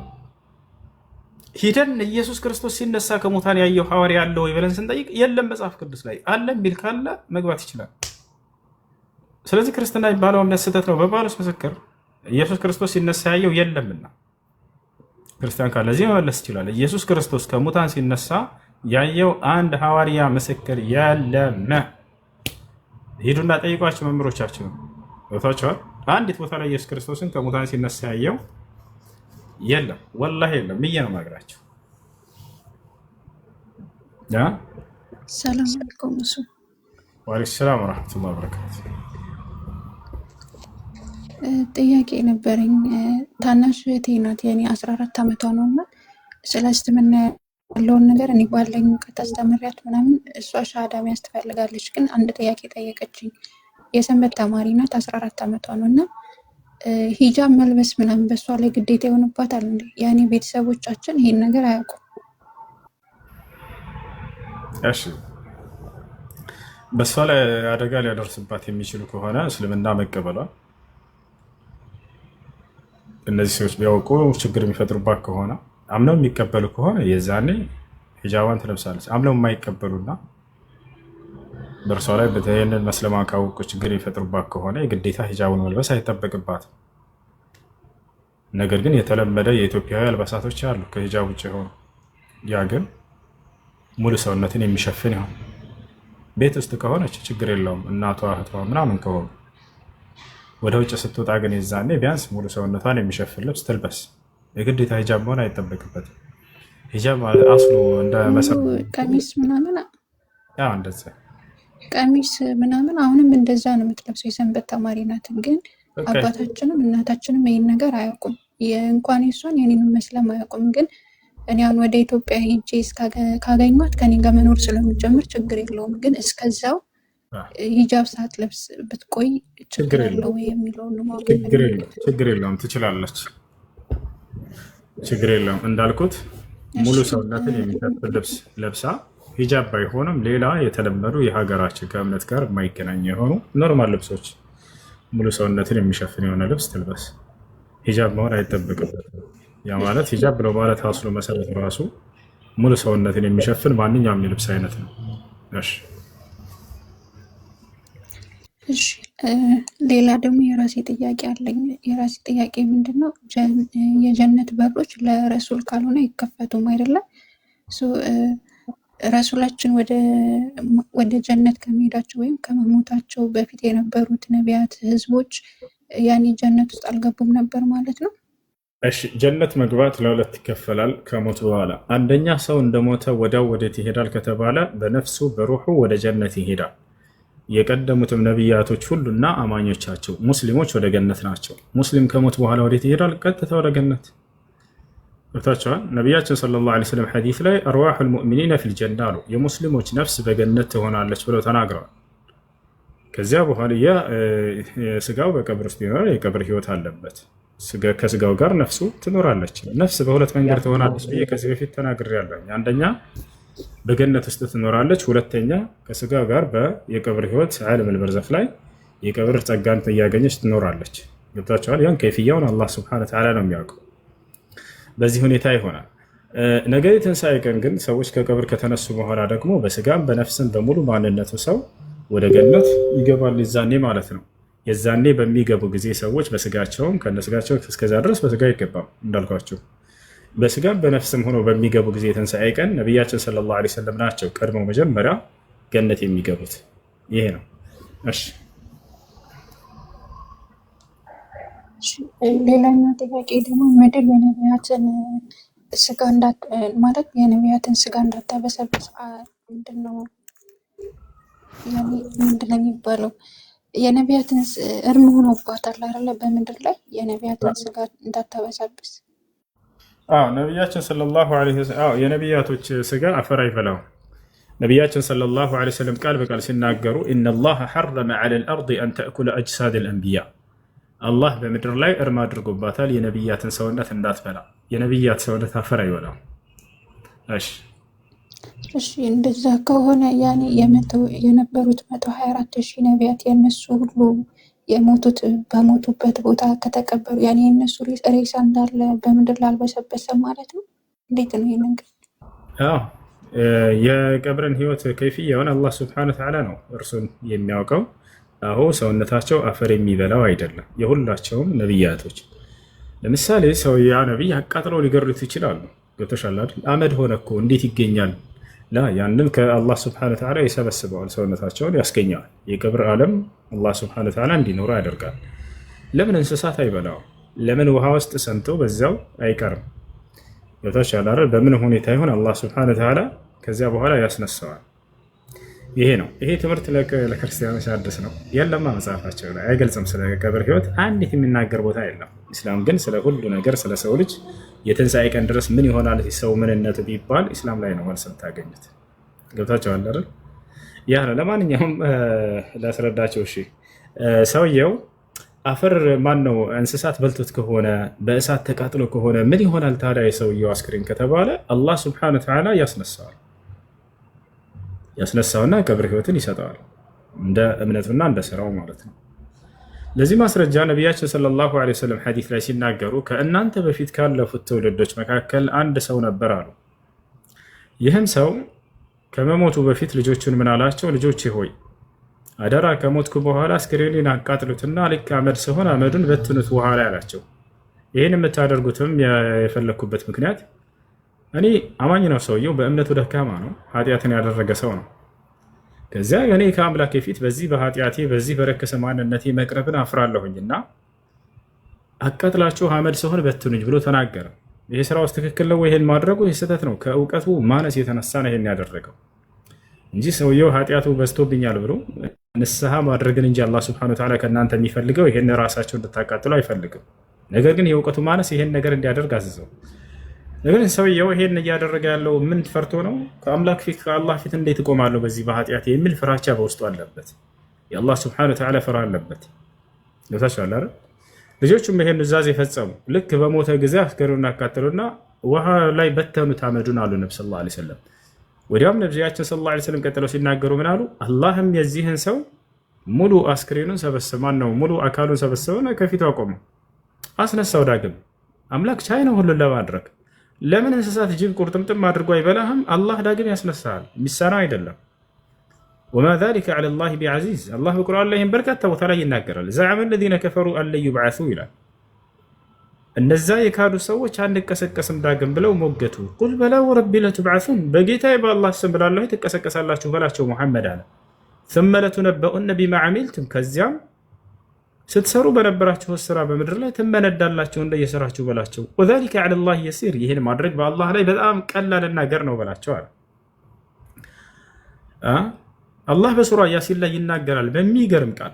ከሃዲያኖች በነቢያችን ሰለላሁ ዐለይሂ ወሰለም ፊት መጡና ነቢያችን ሰለላሁ ዐለይሂ ወሰለም ከሙታን ትነሳላችሁ፣ ዳግም ትንሣኤ ያላችሁ የሰው ልጆች ሁሉ፣ ከዚያም የፍርድ ቀን አለባችሁ፣ ከአምላክ ፊት ትቆማላችሁ፣ እንደየእምነታችሁና እንደየስራችሁም ይፈረድላችኋል፣ ይፈረድባችኋል እያሉ እያስተማሯቸው ከዚያም ወደ ገነት ወደ ገሃነም መሄድ አለ ብለው የነቢያትን ትምህርት ሁሉ ያስተምሯቸው ነበር ለመካ ከሃዲያኖች። ይሄን እያሉ እያለ ሙቶ መነሳትን የሚያስተባብሉ ከሃዲያኖች ከፊታቸው ቆመው ነበርና ሊሳለቅባቸው አንዱ ምን አደረገ? የበሰበሰ አጥንትን አነሳና እንዲህ ከፊታቸው እንዲህ እያደረገ በትንትና አደረገው። እንዲህ እያደረገ በታተረውና ይሄንን አሁን የበሰበሰ አጥንት አምላክ ያስነሳዋል ዳግም እያልክ እየቀለድክ ነው ሙሐመድ አላቸው። ተሳለቀባቸው። እንዲህ እያደረገ ፊታቸው ፍርፍር አደረገውና አጥንቱ። አላህ ቁርአን ላይ ሲገልጸው ምን አለ? ወደረበ ለና መሰለን ወነሲየ ኸልቀሁ አለ ቃለ መን ዩሕዪ ልዒዛመ ወሂየ ረሚም ቁል ዩሕዪሃ አለዚ አንሸአሃ አወለ መራ ወሁወ ቢኩሊ ኸልቅን ዓሊም። ወደረበ ለና መሰለን አለ የሰው ልጅ ምሳሌ መታልኝ ለእኔ ምሳሌ ያደረገልኝ አለ። ምሳሌው ምንድን ነው? ሊናገር ነው። ወነሲየ ኸልቀሁ አለ ነገር ግን አፈጣጠሩን ረስቷል አለ። ይሄን ዳግም እንዴት ያስነሳል ሲል እንዴት እንዳመጣሁት ረሳ እንጂ የሰው ልጅ ያንን ቢያስተውል ኖሮ እርሱን ዳግም ከማስነሳት ይልቅ እንደው ይከብዳል ቢባል ኖሮ ያ እርሱን ካለመኖር ወደ መኖር ማምጣቱ ነበር የሚከብደው። ለእኔ ግን ሁሉን ቀላል ነው እያለ ነው አላህ። ነገራትን ካለመኖር ወደ መኖር ማምጣት ነው የሚከብደው እንደው ስናስበው ጊዜ፣ ወይንስ የተሰራን የፈራረሰን ነገር ዳግም ገጣጥመህ እንደገና ማስገኘት? ሁለተኛውን እንዳውም ቀላሉ ገብታችኋል አይደል? ሰውን ካለመኖር ወደ መኖር ማምጣቱ ነበር የሚከብደው። ለአምላክ ሁሉም ቀላል ነው። አላህ ሲናገር ምን አለ? ወደረበ ለና መሰል የሰው ልጅ ለእኔ ምሳሌን መታልኝ አለ። ቃለ መን ዩሕዪ ልዒዛመ ወሂየ ረሚም ይህንን የበሰበሰ አጥንት እንዴት ነው ማን ነው ህያው የሚያደርገው ዳግም ሙሐመድ እያለ ይሳለቅባቸው ነበር ከፊታቸው። ይህን የበሰበሰና የንትብ ያለን አጥንት እንዴት ነው አምላክ እንደገና ማን ነው ህያው የሚያደርገው ሙሐመድ እያለ እርሳቸው ላይ ይሳለቃል። ቁል ሙሐመድ ሆይ እንዲህ ብለህ መልስላቸዋል አምላካችን አላህ ሁሉን ቻይ የሆነው ዩሕዪሃ አለዚ አንሸአሃ አወለ መራ ይችን ባለዚህን አጥንት ሰው መጀመሪያ ህያው ያደረጋትና የፈጠራት አምላክ ያው ራሱ ዳግም ህያው ያደርጋታል ብለህ መልስላቸው። ያሰላም ቁል ዩሕዪሃ አለዚ አንሸአሃ አወለ መራ መጀመሪያ የፈጠራትና ያስገኛት አምላክ ራሱ ዳግም እንደገና ህያው አድርጎ ያስነሳታል ብለህ መልስላቸው። ወሁወ ቢኩሊ ኸልቂን ዓሊም እርሱ አምላክ አላህ ስለ ሁሉም ፍጥረቱ አዋቂ ነው ብለህ መልስላቸዋል። እርሱ ነው ካለመኖር ወደ መኖር ያመጣችሁና በጠፋችሁም ጊዜ ዳግም እንደገና ወደ መኖር ሊያነሳችሁ ቀላል ነው ለእርሱ እያለ ይናገራል አላህ ሱብሓነሁ ወተዓላ። ገብታችኋል? ስለዚህ የቀብር ህይወት ያለ ነው። አምላክ አላህ ሱብሓነሁ ወተዓላ ዳግም ያስነሳቸዋል ሰዎችን። የነቢያቶችን አስክሬን ደግሞ ምንም እንዲበሰብስ አላደረገም። ይህን ቃል በቃል ነቢያችን ሰለላሁ ዐለይሂ ወሰለም ሲናገሩ ኢነላሃ ሐረመ ዐለል አርዲ አን ተእኩለ አጅሳደል አንቢያ እነሆ አምላካችሁ አላህ በምድር ላይ እርም አድርጎባታል የነቢያትን ሰውነት እንዳትበላ። እሺ ሳይቀበር ቢቆይስ አንድ ነቢይ አይበላም፣ አፈር አይበሰብስም፣ አይሸትም፣ አይገማም እንደሌላው አስክሬን ማለት ነው። እሺ ይሄን አሳዩን የሚሉ የዋዎች አይደል? አውጥና ነቢያቶችን አሳይ እናሳያቸዋለን፣ ችግር የለም። ከዚህ በፊትም ማስረጃ ወጥተን ስናሳያቸው ነበር። ከነቢያቶች መካከል አንድ ነቢይ ያልተቀበረ ለዘመናት አስክሬኑ የቆየ ነቢይ እንዳለ ኢስላም ያስተምራል። ማን የተባለ ነቢይ? ዳንኤል ዓለይሂ ሰላም። ዳንኤል ወይንም ዳንኤል የተባለው ታላቁ የአላህ ነቢይ አምላክ አላህ ሱብሓነሁ ወተዓላ ወደ እስራኤል ሰዎች የላከው ነቢይ ነበር። ይሄ ነቢይ በጣም ደጋግ ከሚባሉ ነቢያቶች መካከል ነው። ይሄ ነቢይ ከሞተበት ጊዜ አንስቶ የዒሳ ዘመን አልፎ የነቢ ሰለላሁ ዐለይሂ ወሰለም ዘመን አልፎ ነቢ ሰለላሁ ዐለይሂ ወሰለም ሰሓቦቻቸው አቡበክር ዑመር ብን አልኸጣብ እያስተዳደረ ባለበት ጊዜ የነቢ ሰለላሁ ዐለይሂ ወሰለም ሁለተኛው ኸሊፋ ማለት ነው ከአቡበክር ስዲቅ በኋላ ያለው እርሱ እያስተዳደረ ባለበት ጊዜ ድረስ አስክሬኑ ሳይቀበር ቆይቷል። ምን እያደረጉት ከተባለ አይሁዳውያን እየተባረኩበት በእርሱ ማለት ነው ያወጡታል አስክሬኑን። ዝናብ ሲቀርባቸው ጊዜ በዚያ ይማጸናሉ። ይሄ ጻድቅና መልካም ሰው ነው፣ መልካም ነቢይ ነው። ካኑ የስተስቁነ ቢሂ በእርሱ ዝናብን ይለምኑ ነበር። ከዚያ ዑመር ብን አልኸጣብ ልክ በእርሱ አገዛዝ ጊዜ በአይሁዶች ላይ ድል ባደረጉ ጊዜ ሙስሊሞች ቀጥታ የሆነ ቤተ አምልኮ ውስጥ ሲገቡ ጊዜ ትልቅ አስክሬንን ያገኛሉ። ከራስጌው ስርም እንዲህ ከራሱ አጠገብ በብራና የተጻፈ የተጠቀለለ ዕብራይስጥ ጽሑፍን ያገኛሉ ሰሃቦች። ነገር ግን ሰሃቦች አረበኛ ነበር የሚችሉት፣ ዕብራይስጥ አይችሉም። በዚህ ጊዜ እስልምናን የተቀበሉ የአይሁድ ሊቃውንቶች ነበሩ፣ ከነቢ ሰለላሁ ዐለይሂ ወሰለም ተከታዮች ገብታችኋል። ኃይለኛ የአይሁድ ሊቃውንቶች ከዕቡል አሕባር ይባላል። ይህ አይሁድ ከዕቡል አሕባር ከአይሁዳውያን ከሊቃውንቶቻቸው መካከል ነበር። እስልምናን የተቀበለ አይሁድ ነው። በየትኛው ጥቅስ እንደሰለመ ታውቃላችሁ? ራሱ ሐዲስ ላይ ይናገራል። በየትኛው ጥቅስ እንደሰለመ ታውቃላችሁ? ብሉይ ኪዳን ላይ ትንቢተ ኢሳይያስ ምዕራፍ 42 ቁጥር 1 ያለው ይህ ስላንተ የሚናገር ነው ብሎ ቃል በቃል ነቢ ሰለላሁ ዐለይሂ ወሰለም ፊት መጥቶ የተናገረ የአይሁድ ሊቅ ነው። ትንቢተ ኢሳይያስ ምዕራፍ 42 ቁጥር 1 ላይ በዚያን ጊዜ እርሱ በሚያነብበት ጊዜ ይህ አይሁድ ከዕቡል አሕባር እነሆ ደግፌ የያዝኩት ባሪያዬ አሕመድ የሚል ቃል ነበረ ብሎ ራሱ ይናገራል። እነሆ ደግፌ የያዝኩት ባሪያዬ አሕመድ መንፈሴንም በእርሱ ላይ አደርጋለሁ ቃሉንም አያነሳም። ገብታችኋል አይደል? ይሄ ሁሉ እንዳለ ስላንተ የተነገረ ነው ብሎ ራሱ መጥቶ መስክሯል። እና በዚያ ጥቅስ አማካኝነት ይህ ሰውዬ ለእኛ ቃል የተገባኸው አንተ ነቢይ ነህ ብሎ እስልምናን የተቀበለ የሆነ ታላቅ የአይሁድ ሊቅ ነበር። ሶሓቦች ያንን ዕብራይስጥ ጽሑፍ ወስደው ለዚህ ለአይሁድ ሰጡት። ከዕብ ሆይ አንተ አይሁድ የነበርክ እስልምናን የተቀበልክ ነህ፣ ዕብራይስጥንም የምታውቅ ነህ። ይህን ደግሞ ከራስጌው ስር አግኝተነው ነው ከዚህ ከአስክሬን ስር። እስኪ ምን እንደሚል አንብብና ተርጉምልን አሉት። ሲያዩ ጊዜ እኔ የአላህ ነቢይ ዳንኤል እባላለሁኝ ይላል። ከእኔ በኋላ የሚመጡ ስለ እነርሱ ነግራቸዋለሁ ይላል። በዚያ ላይ የሚገርማቸው ትንቢትና የጻፈላቸው ስለማን ትንቢት ጽፏል ከተባለ ሁለት ታላላቅ ከኔ በኋላ ስለሚመጡ ነቢያቶች ብሏል። አንደኛው ማን ነው? መሲሁ ዒሳ ዓለይሂ ሰላም ቃል በቃል ስሙን አንስቶ መሲሁ የሚባለው ነቢይ ከኔ በኋላ ይመጣል ብሎ፣ ሁለተኛ ከእርሱ በኋላ ደግሞ ሙሐመድ ይመጣል ብሎ እዚያ ላይ ጽፎላቸዋል። ገብታችኋል አይደል? እንዲሁም ደግሞ ስለ ነቢዩ ሰለላሁ ዐለይሂ ወሰለም ሰሓቦች ማንነትና ባህሪያቸው ሙሉ እዚያ ላይ ይገኛል። ይሄን ባገኙ ጊዜ እነዚህ ሰዎች አስክሬኔንም እስከዚያ ዘመን ድረስ ሳይቀበር ይቆያል፣ ከዚያ የዚያ ዘመን የነቢዩ ሙሐመድ ዘመን ትውልዶች ይቀብሩታል ብሎ ይናገራቸዋል። በዚህ ጊዜ ዑመር ብን አልኸጣብ ነበርና አስተዳደሩ መዲና ላይ ደብዳቤ ተላከ። እንዲህ አይነት አስክሬን አግኝተን ነበር፣ ካጠገቡም እንዲህ ተጽፏል፣ ምን እናድርገው ሲሉት ጊዜ ሃዛ ነቢዩ ሚነል አንቢያ ለዑመር ብን አልኸጣብ፣ ይህ ከአላህ ነቢያቶች መካከል አንድ ነቢይ ነው፣ አደራ አስክሬኑን አክብሩ አላቸው። ገብታቸዋል። ስለዚህ ምን አዘዛቸው? 13 መቃብሮችን ቆፍሩ በሌሊት አላቸው። ያ ለምን 13 መቃብር አስፈለገ?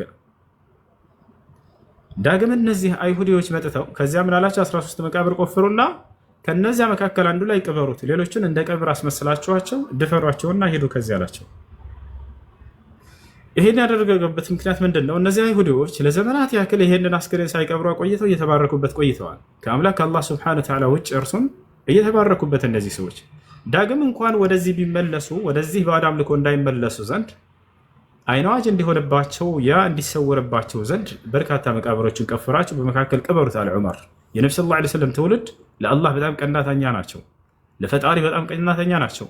አምልኮ ከአላህ ውጭ ለሌላ አካል ዳግም እንዳይሰራ ድምጥማጥ ሊያጠፋባቸው ዳግም መልሰው ወደዚያ አካል እንዳይዞሩና እንዳይለምኑ ምን እንዳይሉ በእርሱ ያንን አይናዋጅ እንዲሆንባቸው 13 መቃብርን ቆፍሩ አላቸው። 13 መቃብር ቆፈሩ፣ በአንዱ ላይ ተቀበረ። ዳግም ቢመጡ የትኛው ነው ብለው ያገኙታል? የትም አያገኙትም። ሳይገኝም ቀረ በዛው ለቶች አላረ እና ይህ ነው እና ነቢያቶች አስክሬናቸውን አፈር አይበላም የሚለው በዚህ በታላቅ ነቢይ ተረጋግጧል። ማስረጃችን ሳሂህ በሆኑ በተረጋገጡ እስከ ሰሃቦች ድረስ ሰነዳቸው የሚደርስ የሆነ ሸይኹል ኢስላም ተይሚያ ሌሎችም ኢማሙል በይሃቂ እንዳለ የዘገቧቸው ዘገባዎች ላይ ታገኛላችሁ ማለት ነው። ይህ ነው የነቢያችን ሰለላሁ ዐለይሂ ወሰለም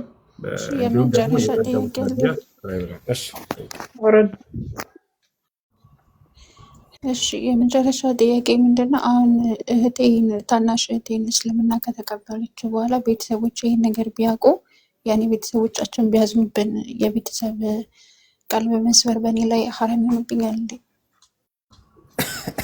እሺ አይሆንብሽም።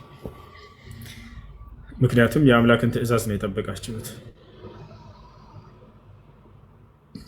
የአምላክን ትእዛዝ እስከጠበቃችሁ ድረስ በዚያ ነገር ላይ ለምን የዓለም ሰው በዚያ አይቀየማቸውም? በዚያ አትጠየቁበት። ነቢያችን ሰለላሁ ዐለይሂ ወሰለም ሲናገሩ ምን አሉ? ላ ጣዓተ ሊመክሉቅን ፊ ማዕሲየት ልኻሊቅ፣ ፈጣሪን በማመፅ ላይ ፍጥረታትን መታዘዝ አይቻልም አሉ። وقال النبي صلى الله عليه وسلم من أرضى الله بسخط الناس رضي الله عنه وأرضى عنه الناس ومن أرضى الناس بسخط الله سخط الله عليه وأسخط عليه الناس. اللهم بما سدست سوتشن ياسكيم سو الله يدست بتال سوتشم كجزي وهانا النزيا سوتش يدست بتال لام زاري لا يفيكوت بتال. ነገር ግን አላህን አምላኩን አስቆጥቶ ሰዎችን ለማስደሰት የሰራ ሰው አምላክን ቢቆጣበታል፣ ሰዎችን ቢቆጡበታል፣ ለጊዜው የወደዱት ይመስላል እንጂ አለ። ስለዚህ እዚህ ምድር ላይ ስትመጡ ጊዜ የተፈጠራችሁበት ዓላማ ያን የፈጠራችሁን አምላክን አምናችሁ እርሱን በብቸኝነት ለመገዛት እንጂ ለሌላ አይደለም። የሰዎችን ፍላጎት ለመጠበቅ አይደለም። አደራ የአምላካችሁ ትእዛዝ ከፍጥረታት ትእዛዝ ይቀደማል። አላህ ነው እዚህ ዓለም ላይ ያመጣችሁ እናንተንም አባቶቻችሁም ቅድመ አያቶቻችሁን። ስለዚህ የሰዎች ፍላጎትና የአምላክ ፍላጎት ቢጋጭ እዚህ ዓለም ላይ የሰዎች ፍላጎት ሳይሆን የአምላክ ፍላጎት ነው መቀደም ያለበት። የአምላክ ፍላጎት ምንድነው? እርሱም በብቸኝነት እንድትገዙ ነው። ለዚህ ነው የተፈጠርነው። አላህ በቁርአን ላይ ሲናገር ሱረቱ ዛሪያት ላይ ወማ ኸለቅቱል ጂነ ወልኢንሰ ኢላ ሊያዕቡዱን ይላል። ሰዎችንም ሆነ ጋኔኖችን እኔም በብቸኝነት እንዲገዙ እንጂ ለሌላ ዓላማ አልፈጠርኳቸውም እያለ ይናገራል። ይህ ነው ፍጥረታት የተፈጠሩበት ዓላማ እርሱም በብቸኝነት ይገዙ ዘንድ ነው። ስለዚህ የአምላካቸውን ትእዛዝ ጠብቁ፣ ሁለቱም ዓለም ያምርላቸዋል። የአምላክን ትእዛዝ አንብጻችሁ ሰዎችን እናስደስታለን እንዳትሉ፣ ሁለቱም ዓለማቸው ይበላሽባቸዋል። ሀይ ጀዛካላ። ይህ ነበረ የዛሬ ጥያቄ። አመሰግናለሁ። መርሐባ። ሰላም አለይኩም። እሱ መክሊት ቦክስ ነው። እሺ የሲስተርን ምናምን ልውጥ እናደርጋለን። ብዙ የሚያግዙ ነገሮች አሉ። ስለ ፎሬክስ ስለ እንትን ልጠይቅ ነበር፣ ፎሬክስ ትሬዲንግ እና እኔ አሁን በጣም እንትን ያልኩት ስትራቴጂ ያለኝ የራሴ ማለት ነው። በጣም በቃ በጣም ብዙ ጊዜ ነው ትሬዲንግ ላይ እና ያን ስትራቴጂ ምንም ሳልቀንስ ሳልጨምር ያን በቃ አፕላይ እያደረኩ ትሬድ ባረግ እንዴት ይታያል?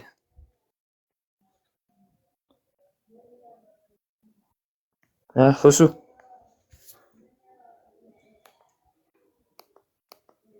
ሁሱ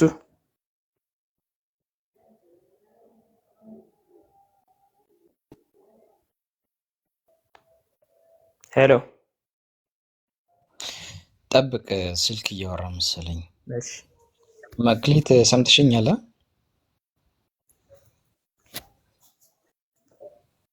አሁን ሰምቼ ካለው አለ ይብሩ። ኦኬ ኦኬ፣ መርሐባ። እሺ ዜሮ ሁሱ እስኪመለስ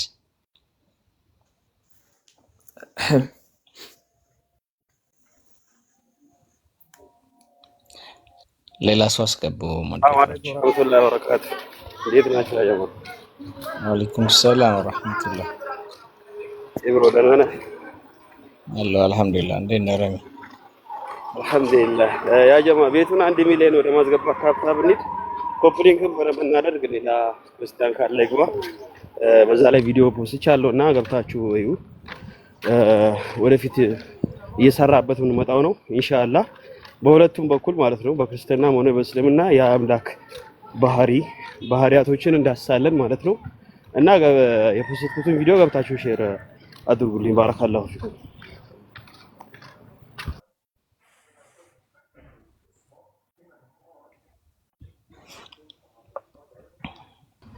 ሰላም አለይኩም። ይሰማችኋል? አዎ ይሰማል። ፖዝ አድርጓል ቪዲዮ። ግን ቪዲዮውን ዝጋውና መልሰው።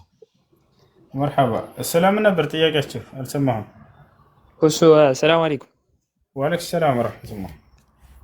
ስለ እንትን ልጠይቅ ነበረ ፎሬክስ ትሬዲንግ እና እኔ አሁን በጣም ብዙ ጊዜ ነው ትሬዲንግ ላይ እና የራሴ ስትራቴጂም አለኝ በጣም እንትን ያልኩት ማለት ነው ያጠናሁት እና ያን አሁን ስትራቴጂ ምንም ሳልቀንስ ሳልጨምር ራሱን በቃ አፕላይ እያደረኩ ትሬድ ባረግ እንዴት ይታይልኛል?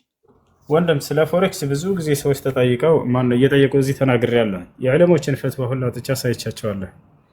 ፎሬክስ ዕለሞች ሐራም ነው ብለዋል። በዕለሞች መካከል ኺላፍ ቢኖረውም ለጥንቃቄ ሲባል ሐራም ነው ብለው ያስቀመጧቸው ማስረጃዎች እነሱ ጠንከር ይላሉ። አንደኛ ተቃቡድ የለውም፣ መቀባበል የሚባል ነገር አለ። እሱ ሊከሰት ይገባል። ገብቶሃል? ሌላም መስፈርቶችን አስቀምጠው ዕለሞች ከዚህ በፊት ብዙ ጊዜ አውጥቼ አንብቤያቸዋለሁ። ያስነበብኳቸው ልጆች እንትን ሳሳያቸው ነበረ ማየት እንፈልጋለን ያሉ ልጆች እና ስለዚህ አይሆንም የሚለው ነው። ሌሎች አንዳንድ ሰዎች ይቻላል ብለው የተናገሩ አሉ። ነገር ግን መስፈርቶቹ የተቀመጠ ማን ነው የስራውን ሂደት ሰዎች ሲናገሩ እንዲሁም ዕለሞች ያስቀምጠዋቸው የከለከሉባቸው ምክንያቶች ስናያቸው አሳማኝ ሆኖ የተገኘው እርሱ ነው። ወላሂ አዕለም።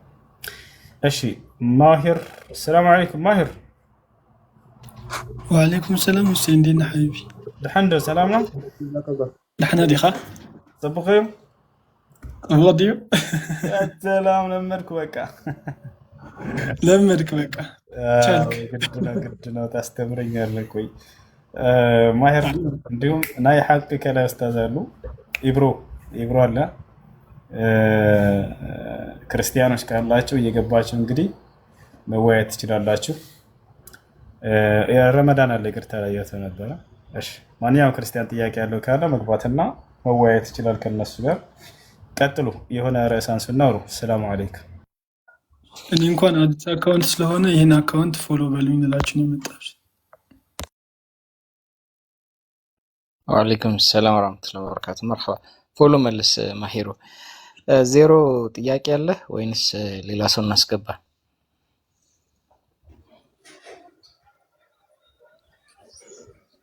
ዜሮ እንጅርቱ ጥያቄ አለኝ ያኔ አልጨረስኩም። እሺ ማን? ኦኬ ሄለን ፈትዋ ጥያቄ ነው ስለ ሁሱ ነው። አንዱ መልሶልኛል። አንድ ጥያቄ አለኝ እና አንድ ጥያቄ ማለት ነው። አሁን ብዙ ጊዜ ጁምዓ የሚሞት ሰው የጀነት ነው የሚባል እንትን አለ። እሺ እና እሱ ነገር ቢነግረኝ እና ደግሞ አንደኛ ደግሞ ያን ሻሃዳ ሳይዝ የሞተ ሰው ሙስሊም ሆኖ ሻሃዳ ሳይዝ ቢሞት ያ ሰው ያኔ እንትን ጀነት አይገባም ማለት ነው። ይሄ ሁለቱ ጥያቄ ነው። ሙትላክ ኦኬ እሺ እስጢፎ እንዴት ማውታለ?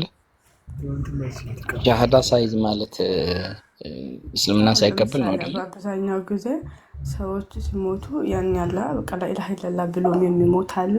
እንደዛው ሙስሊም ሆኖ ዝም ብሎም የሚሞት አለ። ያኔ ላኢላሃ ኢላላህ ሻሃዳ ሳይዝ የሞተ ሰው ማለት ሙስሊም ነው። ያኔ ሻሃዳ ሳይዝ የሞተ ሰው ጀነት እንትን አይልም ወይ ማለት ነው? አልፈናላ ችግር የለም ኢንሻአላህ። ሁሱ አለ ወይስ ሄደሃል? እሺ ለመጨረሻ መልስልሽና ትቀጥላላችሁ። እሺ ጁምዓ ቀን የሞተ ሰው ጀነት ይገባል የሚባለው ስህተት ነው። ጁምዓ ቀን ጀነት ይገባል የሚባለው ስህተት ነው። ሰው እንደ ኢማኑና እንደ ስራው እንጂ እንደ እምነቱና እንደ ስራው እንጂ በጁምዓ ቀን ስለሞተ አይደለም። ገብታችኋል? አላህ በቁርአን ላይ ማን ጀነት እንደሚገባ ማን ጀነት እንደማይገባ አስቀምጧል። መስፈርቱ እሱ ነው። በሐዲስም ላይ ነብዩ ሰለላሁ ዐለይሂ ወሰለም ኢነ ለዚነ አመኑ ወዐሚሉ ሷሊሓት ለሁም ጀናቱ ነዒም ይላል አላህ። እነዚያ አምነው መልካምን የሰሩ ሰዎች ለእነርሱ የገነት ጸጋ አለችላቸው፣ ኻሊዲነ ፊሃ በእርሷም ውስጥ ለዘላለም ዘውታሪዎች ናቸው ይላል።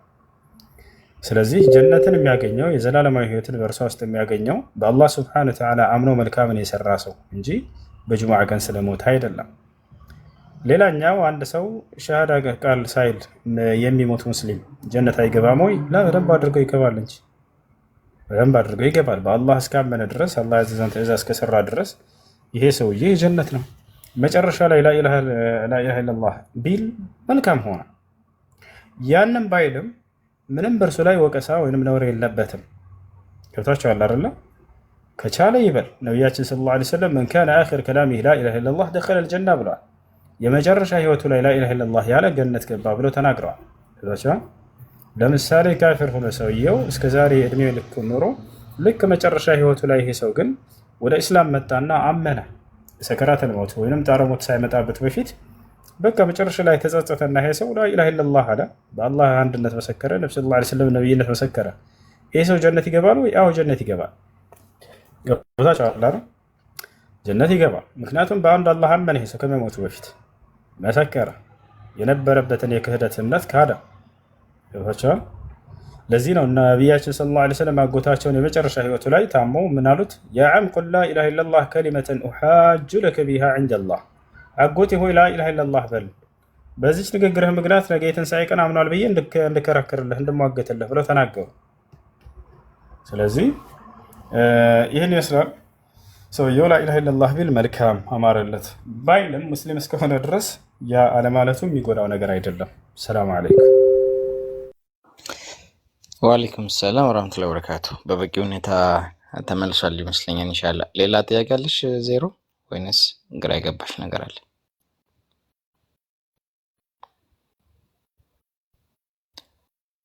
ዜሮ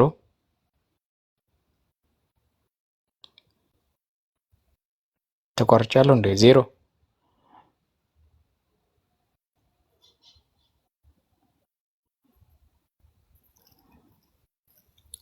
ዜሮ ኦኬ እሺ ሌላ ሰው ሄሎ አለሽ? መርሐባ መርሐባ ጥያቄ ይኖርሻል? እኔ ቅድም ሲያነብ ስለ ሰንበት አውርተን ነበረ ቅድም ኦኬ እና ሰንበት ብሎ አሳ የሚያገኙት በሰንበት ቀን ነበር። ሰንበት ብሎ ደግሞ ቅዳሜን ጠቀሰ አይደለ? ቅዳሜ ቀን ብሏል። አዎ እኮ ያ ሰንበታቸው እኮ እነሱ እኮ ያ ቀን እኮ ነው ሰንበታቸው ለነሱ። የአይሁድ ሰንበት እኮ እሑድ አይደለም ታውቂያለሽ? ቅዳሜ ቀን የኛ ሰንበታችንም ቅዳሜ ነው። ኖ የአይሁድ ሰንበት መቼ ነው ታውቂያለሽ? ቅዳሜ ቀን እኮ። ስለዚህ በእስልምና ያ ተሽሮ ነው ዓርብ የሆነ ለማለት ነው የፈለገ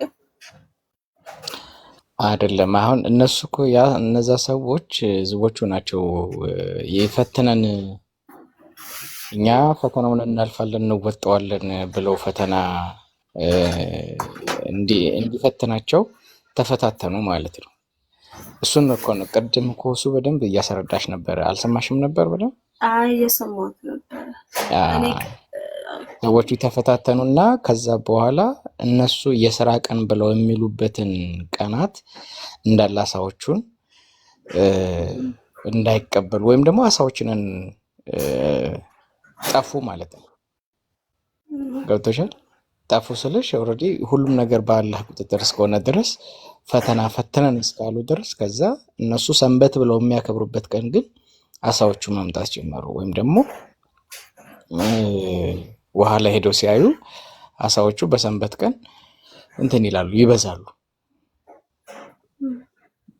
ስለዚህ የሚሰሩ ከሆነ ኦልሬዲ ሰንበት ነው፣ ሕግ ሊተላለፉ ነው። ገባሽ? እና እንደዛ ሆኖ ነው ፈተና የነበረባቸው። ይሄንን ደግሞ ያደረጉት ምንድነው? ራሳቸው ናቸው። እኛ አምላክ ፈተናውን እስኪ ይፈትነን ብለው ተፈታተኑ። ፈተናውን ማለፍ እንችላለን ብለው ማለት ነው። እና ኢብራሂም ሄሎ ትግርኛ ተናጋሪ ከሆነች እኛ እሁድ ሰንበት ነው የሚባለው በትግርኛ እንደዛ መስሏት እንዳለ ትግርኛ ሰንበት አማርኛ ተናጋሪ ትግርኛ ኦኬ እንደዛ ነው። ቀጥል። አብሽር ቀጥል። አንተም ወንድሜ ጨምርላት። የሆነ የጎደለ ነገር እንዳለ እመኛ በትግርኛ እንዳትሆን ብዬ ነው ላስታውሳችሁ። የቋንቋ ነገር አለ። በትግርኛ ሰንበት ይባላል፣ እሁድ ቀዳም ይባላል። ቀዳሚ እና በትግርኛ አስባ እንዳትሆን ብዬ ቀጥል። ጀዛከላሁ ኸይር።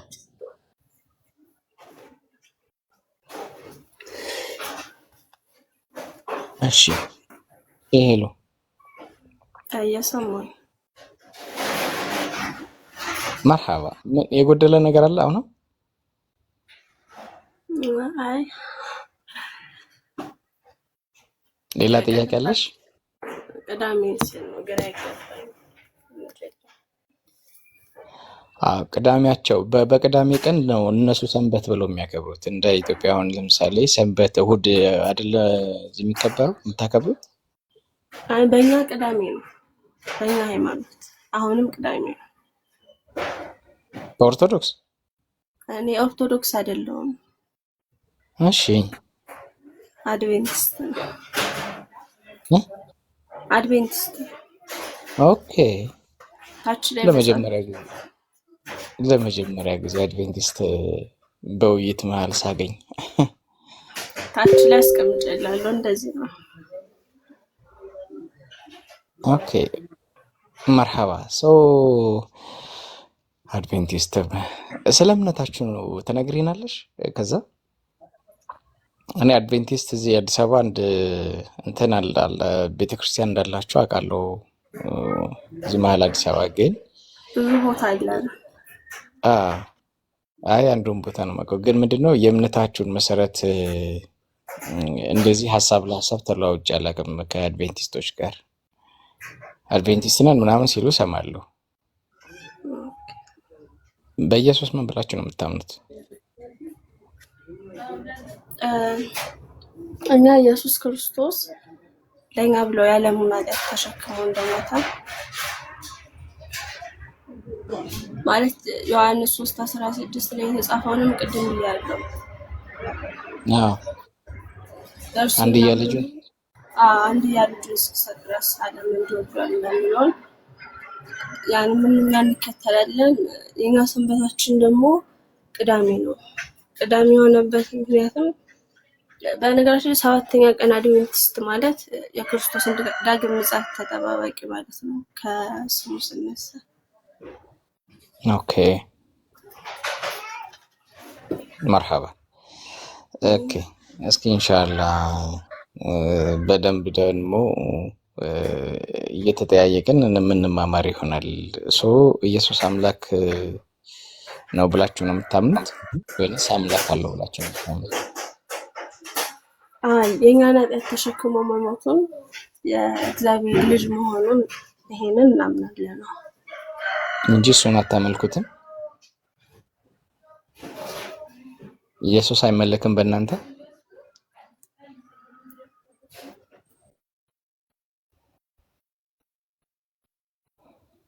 ሄሎ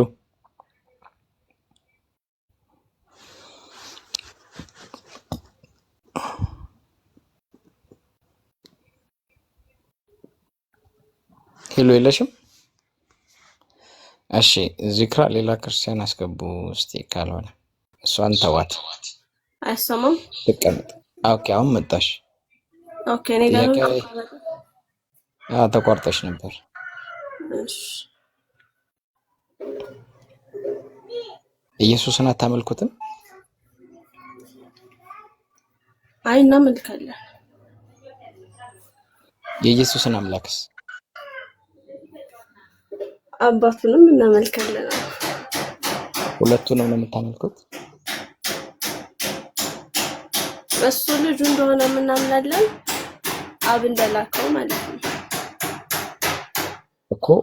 ሁለቱንም ነው የምታመልኩት ማለት ነው? በሁለቱም እናምናለን። ቆይ እስኪ ኢንሻአላህ እቺን ነገር በደንብ አድርገን እንትን እንላለን። ግን አባትና ልጅ በኩል አይመለክም። በእርግጥ የእግዚአብሔር ልጅ የተባሉ እስራኤላውያኖችም የእግዚአብሔር ልጅ ታች ተብለው ያነበብኩኝ ነው ማለት ሁለት ፈጣሪ ያላችሁ ማለት ሳይሆን ማለት ኢየሱስ ክርስቶስ ለኛ ሲል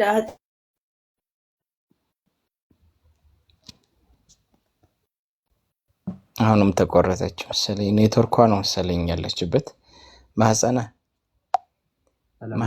ቤት ኦኬ። ሰላም ነው አለን አልሐምዱሊላህ። እግዚአብሔር ይመስገን። ጥያቄ እንጠይቅ። ጠይቀኝ። ኦኬ እሺ። ማን ነው የሚመለከው በክርስትና? ለማርያም የተሰጣት ወንድ ልጅ ነው የምታመልኩት ወይንስ ለማርያም ወንድ ልጅ የሰጣትን አምላክ ነው የምታመልኩት? ለማርያም ማን ነው ወንድ ልጅ የሰጣት? አምላኳ ማን ነው? አብ ነው። አብ አዎ። አብ ማለት ምን ማለት ነው? አባት። የማን አባት የሚለው ትርጓሜ በነገራችን ላይ ተንከባካቢ ጠባቂ ከሚለው ነው እንጂ አባት ሲባል ወላጅ አባት ማለት አይደለም። ማስረጃ እስኪ። ኦኬ ከመጽሐፍ ቅዱስ ላስረዳ።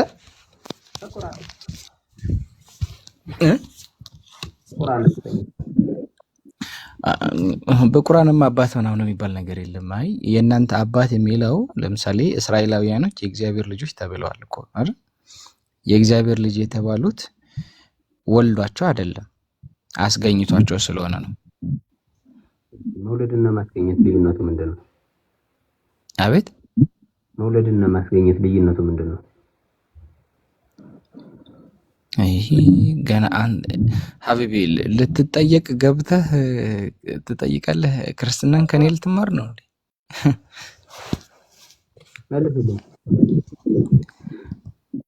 ክርስትናን ከኔ ልትማር ነው ወይ? እኔ አሁን ጥያቄ እኮ ልንጠይቅ እኮ ነው ጠይቁ ያልከን እያስተማርከን እኮ። ጠየቅኩህ እኮ ማንን ነው የምታመልከው አልኩህ። የምታመልከው ንገረኝ። እየነገርኩህ እኮ ነው። እግዚአብሔርን አመልካለሁ። እኮ እግዚአብሔር የተባለው የኢየሱስ አምላክ ነው አይደል? ኢየሱስ አምላክ አለው ያለው ማን ነው? ኢየሱስ አምላክ የለውም? አምላክ አዎ የለውም። አምላክ ነው ራሱ። መጽሐፍ ቅዱስ አምላክ አለው ይላል። የት አለ? ምን ላይ? ይሄው ላሳየህ በቪዲዮ። ጂኒችንማ እወዳለሁ እኮ እንደዚህማ ይመቸኛል። አተልቁኝ እስቲ ሞዴሬተሮች። በክርስቶስ በሰማያዊ ስፍራ በመንፈሳዊ በረከት ሁሉ የባረከን የጌታችን የኢየሱስ ክርስቶስ አባትና አምላክ ይባረክ ይላል። አተልቀው አንዴ አተልቀው። ይሄው ይታያል። ወደ ኤፌሶን ሰዎች ምዕራፍ 1 ቁጥር 3 በሰማያዊ ስፍራ በመንፈሳዊ በረከት ሁሉ የባረከን የጌታችን የኢየሱስ ክርስቶስ አምላክና አባት ይባረክ። ማርያም ሰው ናት ወይስ አምላክ? እንደ ክርስትና አምላክ ነው። አምላክ አለው አይደለ? መጀመሪያ እንጨርስ። እንደ ክርስትና ነው እየመለስክልኝ ያለው። አምላክ አለው አይደል? ቆይ መጀመሪያ መልስልኝ። አምላክ የለውም ብለኸኛል። የማርያም ሰው ናት ወይስ ምንድናት? እሱ አይደለም ጥያቄ። አምላክ አለው አይደል? ይሄን መልስልኝ መጀመሪያ። ጤነኛ አይደለም እንዴ ነው ወንድም? በአግባቡ እኮ እስካሁን ስናወራ ነበር። የጌታችን የኢየሱስ ክርስቶስ አምላክና አባት ይባረክ አለ። ኢየሱስ አምላክ የለውም ብለኸኝ ነበር።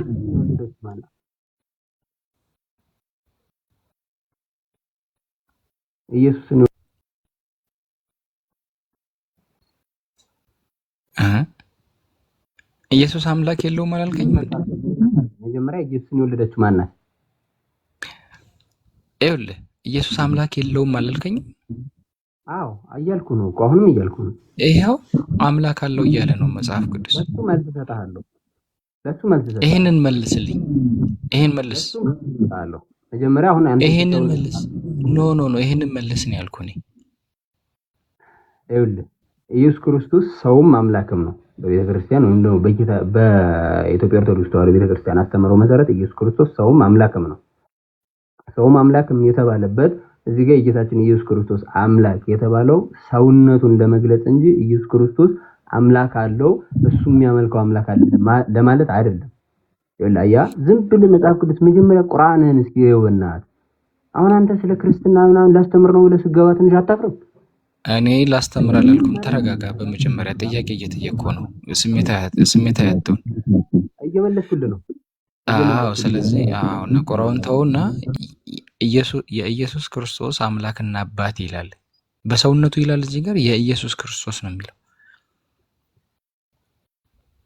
ኢየሱስ ክርስቶስ አምላክ አለው አይደል? በሰውነቱ ይላል። የት አለ በሰውነቱ የሚለው? ኢየሱስ ክርስቶስ አምላክና አባት የኢየሱስ ክርስቶስ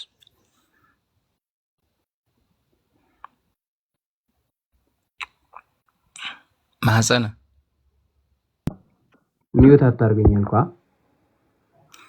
ኤርፎን ካረክ ኤርፎኑን ንቀለው። የሆነ የሚያስተጋባ ድምጽ ነገር አለ። እሺ የኢየሱስ ክርስቶስ ነው አምላክ አለው አይደል? ይሄው አምላክ አለው ይላል። ቅድም አንተ የለውም ብለህን ነበር። የዮሐንስን ወንጌል ምን ብለህ ነው የምታወራው? እስኪ ሂድና ምዕራፍ 1 ላይ ሄድ አብራልኝ አንዴ መጽሐፍ ቅዱስን ከጀመርክ ሳንጨርስ ነቅነቅ የለም። የኢየሱስ ክርስቶስ አምላክና አባት ይባረክ ሲል ኦኬ፣ አንተ ደግሞ የለውም ብለህን ነበር። መጽሐፉ ደግሞ አለው አለ። ይሄው ጳውሎስ እየመለስኩልህ ነው አለ። የኢየሱስ ክርስቶስ አምላክና አባት እያለ ያለው ሰውነቱ እንደመግለጽ ነው አልኩ። ሰው መሆኑን ደግሞ ምዕራፍ 1 ላይ ሂደህ አንብበው። ሰውነቱ እኮ የሚል እኮ የለውም። ሰውነቱ የሚል የለውም። ወንድሜ መስማት ትችላለህ? እየሰማው ነው። ሰውነቱ የሚል የለውም። በሰውነቱ የሚል አለ። ሂድና እንትን በለው ግለጽ። በሰውነቱ የሚል የለውም። ሂድ መልሰው አልኩህ። ሂድና ዮሐንስ ወንጌል ላይ ክፈተው። በሰውነቱ የሚል አለው። ያማል እንዴ? ጤነኛ ከሆንክ ሂድና ክፈተው። መስማት የምችል ከሆነ ማሰብ የምችል ከሆነ ማለት ምን አበሳጨኝ ወንድም? ለምን ትበሳጫለህ? ኢየሱስ የሚለው ስም ኦኬ፣ ኢየሱስ ክርስቶስ የሚለው ቆይ አሰላሙ አለይኩም ይብሮ እንዴት ነህ? ወአለይኩም ሰላም ወራህመቱላሂ ወበረካቱ። ቆይ አንዴ አፉ በለኝ እሺ። ይቅርታ፣ በጣም ይቅርታ እንትን አልኩ። እንትን አሁን ልጁ አግሬሲቭ ነው። ማይሮ ሰገዳችሁ እንደ ዞር ኢብሮ ማይሮ ይቅርታ፣ ምናልባት ላስታውሳችሁ ብዬ ናፍ። በመሀል ሰግጄ ነው የመጣሁት። ሚት ነበርኩ። መርሐባ እንትን ላይ ትቀጥላላችሁ። አንድ ነጥብ ላሲረብኝ ሌላው ነገር ይቀርና ባዮ ላይ እንትን የሚላለ መዝሙረ ዳዊት ምዕራፍ 34 ቁጥር 11 ላይ አንድ ነጥብ አንስቷል ባዮ ላይ እና እስኪ በትልቁ አድርገውና እዛ ጋር እግዚአብሔር የተባለው ማን ነው? ያህዌ ነው ማን ነው? እስኪ ያስረዳን። እስኪ ማህፀነ ቤተ ክርስቲያን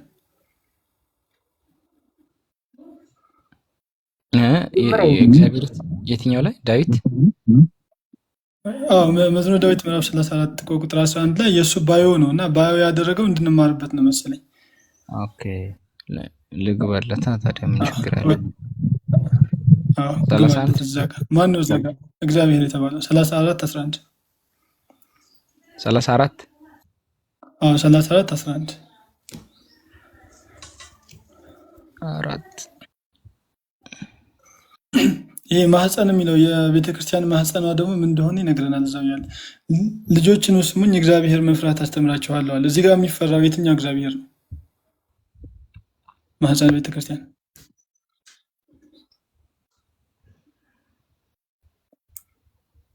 ጸጥ። ማህፀነ ቤተክርስቲያን ወጣ። በቃ አየሁ ብሮ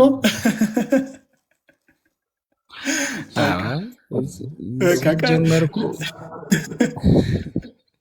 ማነቃንቅ እኮ እኔ እኮ ታውቃለህ፣ የሆነ የመከራከር ሜንታሊቲ ይዘው ሲመጡ ማለት ነው አንድ ፖይንት ውስጥ እንደገቡ ካወቁ በኋላ መላቀቅ የለም።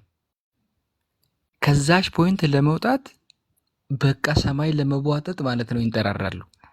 በጭራሽ አይሆንም። ማኖ ከነካ በደንብ ነክተህ ነው መወጣት ያለበት እንጂ ወደዚህ ወደዛ ጥቅስ ወዛ ያዘው እና አይሰራም። ቆመን ልክ እንደ ቆመን ሳንቀመጥ ነው የምናወራው። ማህፀነ ዌልካም። ቀይ ይሰማል?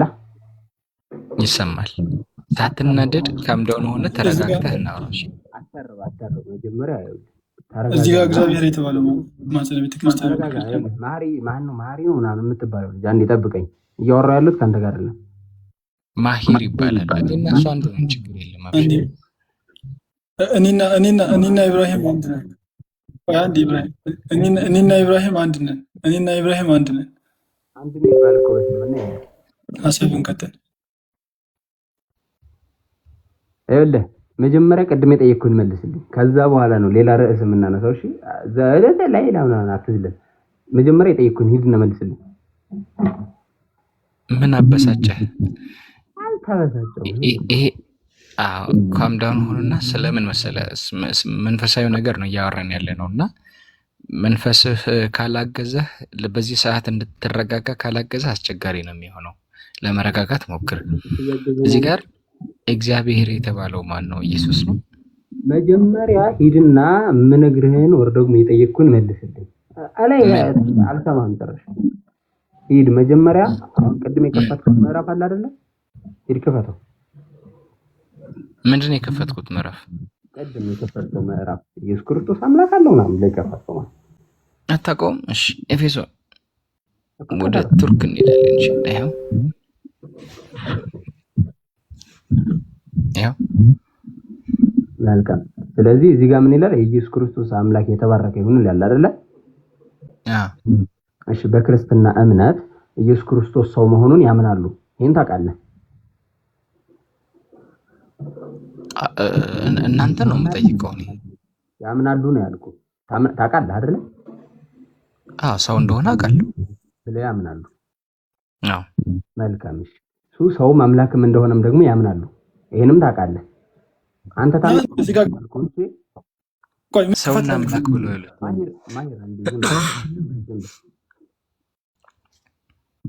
ይልሽ ሰውም አምላክም እንደው ብለው እንደሚያምኑ ታውቃለህ እኮ። ሰውም አምላክም ብላችሁ ስታምኑ እናንተ በምን ተደግፋችሁ ነው እኮ? እሱን እኮ ልነግርህ ነው። ይሄን ታውቃለህ እንደዛ ብለው እንደሚያምኑ ንገረኝ ነው። እኔ አላውቅም፣ ንገረኝ። አታውቅም? ታዲያ ስለማታውቀው ነገር ለምንድን ነው ወጥተህ የምትናገረው እኮ? እየጠየኩህ እኮ ነው። ምን ባውቀው እናገራለሁ? ስለማናውቅ እኮ አንተ ንገረን እያልን እኮ ነው። ወይ ጉድ!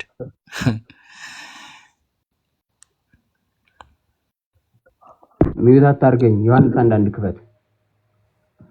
አይ ቆይ፣ በመጀመሪያ ደረጃ ይኸውልህ፣ በመጀመሪያ ደረጃ ግልፍተኛ ሆነህ አይደለም ከኛ ጋር የምታወራው።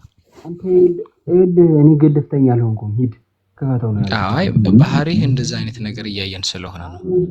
የመረጋጋት ነገር ስላላየንብህ ነው። ልትመታኝ ሁላ አጠገብበውን ወላ ትመታኛለህ። አሁን ምን መሰለህ፣ ይሄ ስሜታዊነቱን ተወውና መንፈሳዊ ነገር ነው እያወራን ያለ ነው። እኛ ያልንህ አምላክ የለውም ኢየሱስ አልከን። አይ ኢየሱስ አምላክ አለው አልኩ። ማስረጃ አምጣ አልከኝ። ይሄው ኢየሱስ አምላክና አባት ይባረክ ይላል አልኩ። ከዛ አንተ ሌላ ነገር ውስጥ ማርያም ማናት? ሰው ናት? ሰው አይደለችም? ምን የማን እናት ናት? ምናምን ይሄ አላፊ አግዳሚ ሰው የሚያወራውን ነው። በጭራሽ አይሆንም። ገብቶሃል? የኢየሱስ አምላክ ማን ነው? ለምሳሌ እያልኩ ያለሁትን ትሰማኛለህ አይደለ? መጀመሪያ እሺ እያልኩ ያለውን የምትሰማኝ ከሆነ መስማት የምችል ከሆነ ማለት ነው። ይኸውልህ አሁን እዚህ ጋር ማነው አግሬሲቭ ምናምን የሆነ ሰው የለም። እሺ አግሬሲቭ የሆነ ምናምን ሳይሆን እምልህን ነገር ካላደረክ ግን ቀጥታ ነው ይወርዳለሁ ሲጀመር። ቢኮዝ እኔ ዝም ብዬ እንደዚህ መቀባጠር ምናምን አይመቸኝም። ሙሉ በሙሉ በማስረጃ ነው። ይሄ እዚህ ጋር ያዝነው አጭር ነገር ምናምን ነገር አይደለም። በጣም ትልቅ ጎበዝ። እኛ የምንፈልገው ማስረጃውን ነው። አሁን የኢየሱስ ክርስቶስ አምላክ የተባለው ማን ነው? ጎበዝ፣ የኢየሱስ ክርስቶስ አምላክ የተባለው ማን ነው? ሂድ አሁን ዮሐንስ አንድ ላይ ያወጣና ላሳይሽ። የኢየሱስ ክርስቶስ አምላክ የተባለው ማን ነው? እሱም ብቻ ንገረኝ። እሺ አምላክም አባትም የተባለው እግዚአብሔር አብ ነው። ያ ደግሞ የተባለበት ጨርሰናል። በቃ የኢየሱስ ክርስቶስ አምላክና አባት የተባለው አብ ነው አይደል? ሰው ኢየሱስ አምላክ አለው። ጨርሰናል። ሌላ ምንም የምታወራ ነገር የለም። በቃ ባጭሩ ምንም ጉዳይ የለም። በቃ ለምን የሚባል ነገር አይሰራም። የኢየሱስ ክርስቶስ አምላክ በቃ አለቀ። በቃ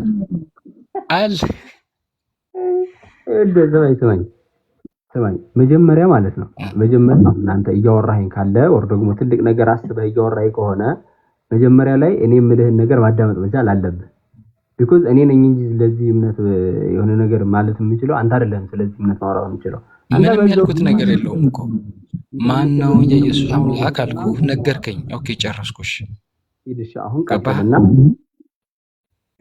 ምን ነገር? ኦኬ አሁን አምላክ ያለውን ኢየሱስን ነው የምታመልከው? አሁን አንተ ማን ነው የምታመልከው? የኢየሱስን አምላክ ነው የምታመልከው ወይንስ ኢየሱስን ነው የምታመልከው? እሺ ኢየሱስና አብ ልዩነታቸውን ትነግረኛለህ? አሁን አንተ እንደው እንደምታስበው አትጠይቅ እያልኩ ነው። እየሰማኸኝ ነው? አዎ አትጠይቅ። አንተ ነህ ማብራራት ያለብህ። አትጠይቅ። እውቀት ካለ አትጠይቅ። በመጀመሪያ ደረጃ ማለት ነው የክርስቶስ ታወራኝ ማለት ነው ልጠይቀኝ እንጂ አንተ ብቻ ልጠይቀኝ አይደለም። ቢኮዝ እዚህ ጋር ዲቤት አይደለም። ዲቤት ከሆነ ደቂቃ ትሰጠኛለህ፣ እናወራለን። ከዛ ውጭ ግን ኖርማል አሁን እያወራን ያለ ነው እንደዛ ነገር አይደለም። ይኸውልህ የኢየሱስ ክርስቶስ አምላክና አባት የተባለበት ምክንያት ላስረዳ ከፈለኩ ደግሞ መረዳት ከፈለክ የራሱ የሆነ አስተምህሮ አለ። ይህ ዝም ብለህ እንደዚህ እንትን የምትለው አይደለም። ስለዚህ የኢየሱስ ክርስቶስ አምላክና አባት የተባለበት ምክንያት ኢየሱስ ክርስቶስ ሰው መሆኑን ለመግለጽ የተረዳ የተነገረበት ነው። የኢየሱስ ክርስቶስ አምላክና አባት ያለበት አባቱ መሆኑን አንተም አባቱ ነው ምናምን ነገር ብለህ ታወራለህ እኮ ባይዘው። ያን ነገር ግን አምላክና አባት የተባለበት ምክንያት ኢየሱስ ክርስቶስ ሰውም አምላክም ነው። ሰውነቱን ለማስረዳት ደግሞ ምን ተባለ? ኢየሱስ ክርስቶስ አምላክና አባት የተባረከ ይሁን ብሎ ምን አለው? አስቀመጠው። እዚህ ጋር አንድም ተውን ከፍተህ ማየትም ትችላለህ። ዮሐንስ ወንጌል ምዕራፍ 1 ላይ ያለው ምን ብለህ ልታወራው ነው? ምን ብለህ ልታወራ ነው? እስኪ ክፈተው። ለምን መክፈት ግራ ገባኝ። ጨረስክ? መክፈት ጨረስክ ወይ? ተረጋጋ። ክፈተው ቆይ አልኩህ። ጨረስክ? አዳምጠኝ። ክፈትለት፣ አንዳንድ ክፈትለት። ይቅርታ ክፈትለት። አንድ እዚህ እንጨርሰው። ምን አልከኝ ማሄር? ክፈተው። ዮሐንስ አንዳንድ ክፈትለትና በቃ እዛው ይለቅ ጉዳዩ፣ ችግር የለም። ከዛ እኛ እንጠይቀዋለን። ምንም ችግር የለም። እሺ ላውራ። ከዚህ ጋር አንድ የተናገርከው ነገር አለ። እኔ አንድ ነገር ልንገር፣ ፖይንት አለቅም ከያዝኩኝ። ይኸውልህ እያልኩ ያለሁት የኢየሱስ ክርስቶስ አምላክና አባት ይባረክ ይላል። የኢየሱስ ክርስቶስ መጀመሪያ እዚህ የመጣንበት ምክንያት ኢየሱስ አምላክ የለውም አልክ። አምላክ የለውም ስትል ማስረጃ አምጣልክኝ። ይሄው ብዬ ማስረጃ መጣሁልክ። ማስረጃው ሲመጣ ደግሞ ማርያም ማናት ምንድናት ምናምን ማለት ጀመርክ። እሱም ብቻ አይደለም። ከዛስ አይ ይሄ በሰውነቱ ነው የሚል ነገር ለማምጣት ማለት በሰውነቱ የሚል የለም አልኩ። ኦኬ በሰውነቱ የሚል የለም። የኢየሱስ ክርስቶስ ነው የሚለው። አምላክ ማን ነው አልኩ። አብ ነው አልከኝ። አብ ከሆነ ኦልሬዲ ጨረስን። የኢየሱስ ክርስቶስ አምላክና አባት የተባለው አብ ከሆነ አንተ ማንን ታመልካለህ? የኢየሱስን አምላክ ነው የምታመልከው ወይንስ ኢየሱስን ነው የምታመልከው አልኩ። አሁን ከዚህ ነገር ለመውጣት በጣም እንትን እያደረክ ነው። እኔ ዮሐንስ አንዳንድን እንከፍተዋለን። ኦኬ በጣም ሲምፕል ነገር ነው። ዮሐንስ አንዳንድ ላይ በመጀመሪያው ቃል ነበረ፣ ቃልም በእግዚአብሔር ዘንድ ነበረ፣ ቃልም እግዚአብሔር ነበረ ይላል።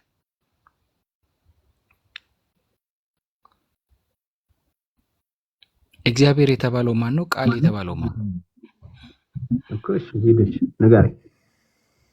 እግዚአብሔር የተባለው ማን ነው? ቃል የተባለው ማን ነው? እግዚአብሔር ራሱ እግዚአብሔር ነው። እግዚአብሔር ነበረ ማለት ነው። ቃል ወልድ ኢየሱስ ክርስቶስ። ኦኬ ቃል ወልድ ነው። እግዚአብሔር ደግሞ ማን ነው? ራሱ አብ። ኦኬ ስለዚህ ቃል ማን ነበር? ኦኬ ገባኝ እኮ እዚህ ጋር ነው የምንጨርሰው። ቃል እግዚአብሔር ነው። ማን ነው እግዚአብሔር የተባለው አብ ነው። ቃል የተባለው ደግሞ ወልድ ነው አይደል? ኦኬ በመጀመሪያው ቃል ነበረ፣ ቃልም በእግዚአብሔር ዘንድ ነበር ሲባል ወልድ በእግዚአብሔር ዘንድ ነበረ ነው አይደል? በአብ ዘንድ ነበር። በአብ ዘንድ ነበር ማለት ነው አይደል? ሄዳውን 14 ላይ ክፈተው። ቆይ በአብ ዘንድ ነበር አይደል? ቃል ኢየሱስ መሆኑስ በእብራሂም እዛ ጥሩ ነው፣ ግን መጀመሪያ ቃል ኢየሱስ ወልድ መሆኑ በምንድን ነው ያወቀው? ንግግር ከሆነስ በዛ 14 ላይ ክፈተው። ቁጥር 14 ኦኬ እንዳትረሳ። እዚህ ጋር ቃል ያለኝ ወልድን ነው። ሰምታችኋል? እንዳትረሳ ቃል ያልከኝ ወልድን ነው አይደል? ያ እኔ ምንድን በንግግር ምናምን ነገር በራስ ንግግር ነው የሚይዝህ። ምንም ችግር የለውም። የቁጥር 14 ላይ ቃልም ሥጋ ሆነ ጸጋና እውነትም ተሞልቶ በእኛ አደረ፣ አንድ ልጅም ከአባቱ ዘንድ እንዳለው ክብር የሆነው ክብሩን አየናል። እሺ ቃልም ምን ሆነ? ሥጋ ሆነ። ሥጋ ሆነ። ያ ሥጋ የሆነው ቃል ማን ነው? ጸጋና እውነትንም ተሞልቶ በእኛ አደረ፣ አንድ ልጅም ከአባቱ ዘንድ እንዳለው ክብር የሆነውን ክብሩን አየናል። ስለዚህ እዚህ ጋር ቃል የሆነው ቃል ሥጋ የሆነው ማን ነው? ከላይ ቃል የተባለው ቃል ነው። ቃል የተባለው ከላይ ማን ነው? ቃልም ሥጋ ሆነ ይላል። ቃል ሥጋ የሆነው በምንድን ነው? በተዋህዶ። በተዋህዶ የሚል ከየት አገኘ? ቃልም ሥጋ ሆነ ማለት ምን ማለት ነው እኮ? አንተን እየጠየቅኩህ እኮ ነው። በምን ሆነ ቃል ሥጋ ሲሆን? ቃል ምንድን ነው ያልኩህ? ከላይ ቃል ምንድን ነው ይላል መጀመሪያ እኮ። ይሄኛው ቃል ወልድ ነው ብለሃል አይደል? በእግዚአብሔር ነበረ። ቃልም ማን ነበረ? እግዚአብሔር ነበር አይደለ? ኦኬ አንድ ጊዜ እዚህ ጋር እኔ እኮ እዚህ ጋር መጠየቅ ጥያቄ ሳይኖረኝ ቀርቶ እኮ አይደለም። ይሄንን ቃል ወልድ ነው ብለህ ያልክበት አንደኛ ጥያቄ ስለነበረኝ እሺ ብዬ ልለፍህ ብዬ ነው። እኔ በራስ ንግግር ስለሚይዝህ ነው። ገባህ? ቃል ሥጋ ሲሆን በምን ሆነ? በምን ሆነ ማለት ቃል ሥጋ የሆነው በምንድን ነው እኮ ማለት አልገባኝ። ቃል ሥጋ የሆነው በምንድን ነው? ቃል ሥጋ ሆነ፣ ተወለደ። በምን ሆነ? ቃል ሥጋ ሲሆን በምን ሆነ? ያለ ቃል ተፈጠረ? ይኸውልህ ቃልም ሥጋ ሆነ ማለት ቃልም ሥጋ ሆነ ተሰጠን አይደለ? ጸጋና እውነትን ተሞልቶ ምን አለን ነው በእኛ አደረ አይደለም የሚለው። በእኛ ያደረው ያ ወልድ የምትለው ኢየሱስ ክርስቶስ በምን ሆነ ነው የኔ ጥያቄ። ቃል ስጋ ሲሆን በምን ሆነ? በምን ሆነ ማለት ነው ነው ስጋ ሲሆን በምን ሆነ? ቃል ለምሳሌ ሰማይ ሲሆን በምንድን ነው የሆነው? በቃል ነው አይደል? ምድር የሆነው በቃል ነው፣ በፈቃዱ። ይኸው ሁሉ በእርሱ ሆነ፣ ከሆነው አንዳችስ እንኳን ያለ እርሱ አልሆነም የተባለው ሁሉን ነገር እግዚአብሔር ሲፈጥር በቃል እንደፈጠረው ነው እየነገረን ያለ ነው። በጣም ጥሩ። ቃል ስጋ ሲሆን በምን ሆነ? ፍቃድ አልጠየቅኩም፣ በምን ሆነ ነው ያልኩህ። እኔ አይሰማም እንዴ? ስለ ፍቃድ አልጠየቅኩም። ቃል ስጋ የሆነው በምን ሆነ? በቃል ነው ወይንስ በምን? በራሱ በቃል። በቃል እግዚአብሔር አንድነት ሶስትነቱ አለ አይደለ? ከላይ ያየኸው ያነበብከው አብ ነበረ። በአብ ደግሞ ማን ነበረ? ቃል ነበረ። ቃል ደግሞ ምን ሆነ? ስጋ ሆነ። ያ የእግዚአብሔር የራሱ ፈቃዱ ነው። እሺ ቃል ስጋ ሲሆን በምን ሆነ? በቃል አይደል? በራሱ ፈቃድ። በራሱ ፈቃድ። ፍቃድ አልጠየቅኩም እኔ። ፍቃድማ ቃል እኮ ራሱ በኔ ግን እንዳንተ አይደለም። ይሄን እንድታቅ ፈልጋለሁ። እሺ አንተ እንደምትፈልገው አይደለም ልመልስ እንደምችለው። ይኸውልህ ቃል ስጋ ሲሆን በቃል ነው አይደል የሆነው? እግዚአብሔር በራሱ ፈቃድ እንዴ ፍቃዱ እኮ ነው። አሁን ለምሳሌ ሰማይ እኮ ሰማይ ሲሆን ፈቅዶ ነው አይደል? ሰማይም ሰማይ ሲሆን ፈቅዶ ነው አይደል? በቃል ሰማይ የሆነው። ቃልም ስጋ ሲሆን በቃሉ ነው አይደል? ፈቅዶ ስጋ የሆነው። ምን ነው? እሺ ቀጥል።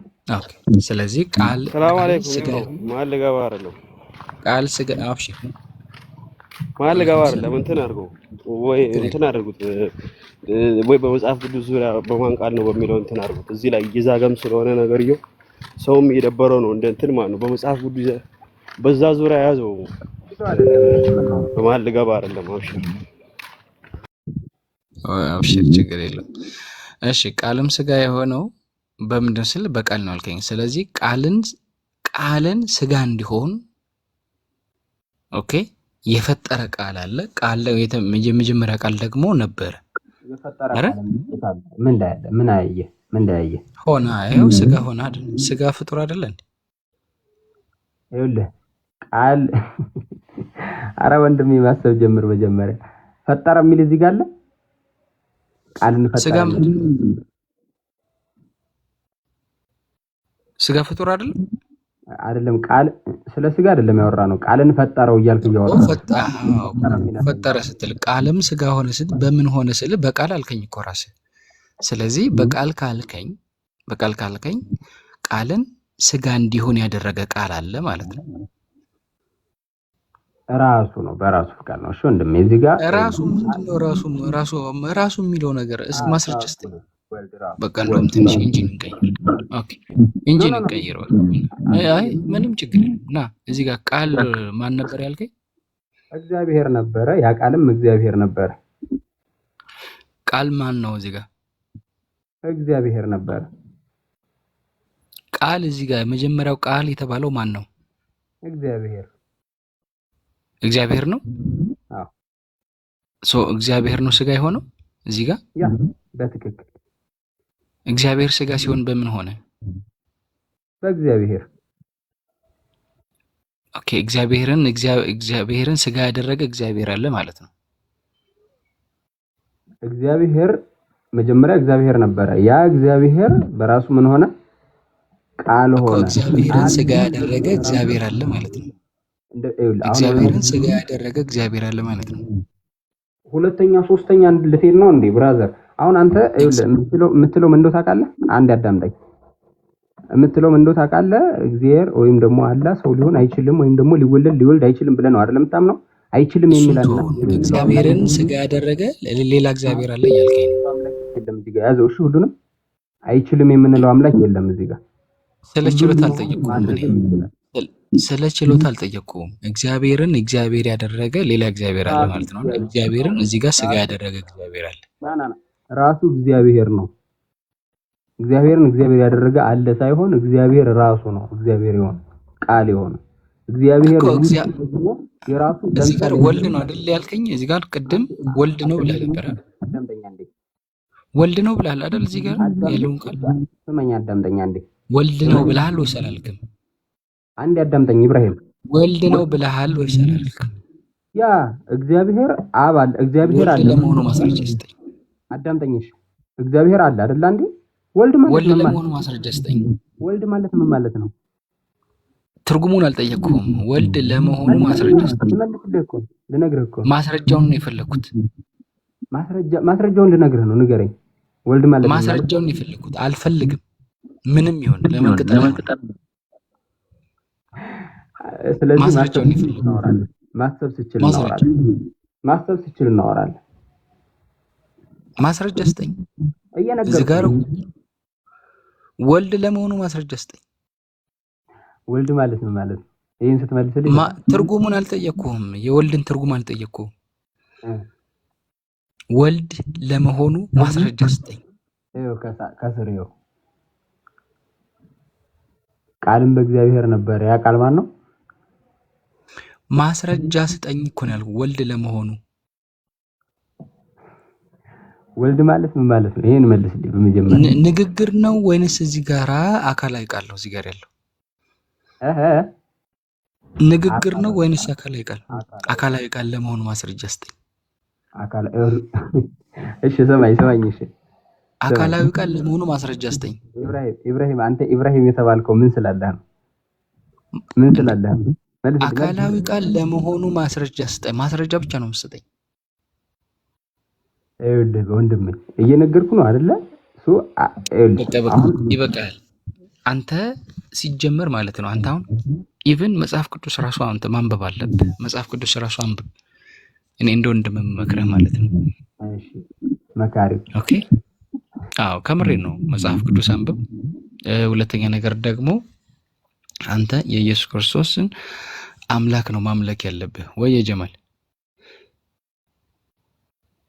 ፈን ጫጫታ ቦታ ላይ ወይ ሌላ ሰው ያስገብ ወይ በሌላ ሪስ ብታረጉት ትንሽ ችክ እንዳይሆን ፕሮግራሙ ማለት ነው። በጣም ችክ ያለኝ ለዛ ለምሳሌ ብሎ ነው የኢየሱስ ወዳጆች ኢየሱስ አምላክ ብለው ያስባሉ ወይ? ሉቃስ 11 እስኪ ክፈትልን። አንድ ጊዜ ኢየሱስ ምሳሌ በላ ተጋብዞ ነበርና ቁጭ ባለ ምሳሌ በላ ብሎ ከዛ እጁ ሳይታጠብ ምግብ ሲበላ እንዴ ለምንድን ነው እጁ የማይታጠበው አለ የጋበዘው ሰውዬ። ፈጣሪው ሰማይና መሬት የፈጠረ ፈጣሪን ጠርቶ ነው እንደዚህ ያለው እርሱ ሰውየው። ኢየሱስስ ለምን ተጣጣ? ከተውና ኢንሻአላህ አሳየን።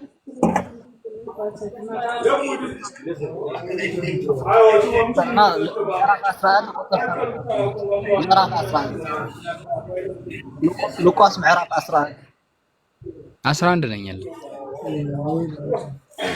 ምዕራፍ 11 ሉቃስ ምዕራፍ 11 ላይ ነው ያለው። ሉቃስ 11 ላይ ነው ያለው። ጫጫታ እኮ አለ።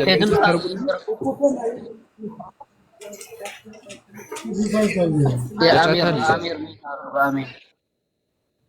ኦኬ ሉቃስ ምዕራፍ 11 ኢብራሂም 11 ከዛ አምላክነትም ጥያቄ ሉቃስ ምዕራፍ 11 ኢብራሂም ምዕራፍ 11 ቁጥር 38 ቁጥር 11 ላይ ነኝ 11 ላይ ነኝ ነው የምልህ።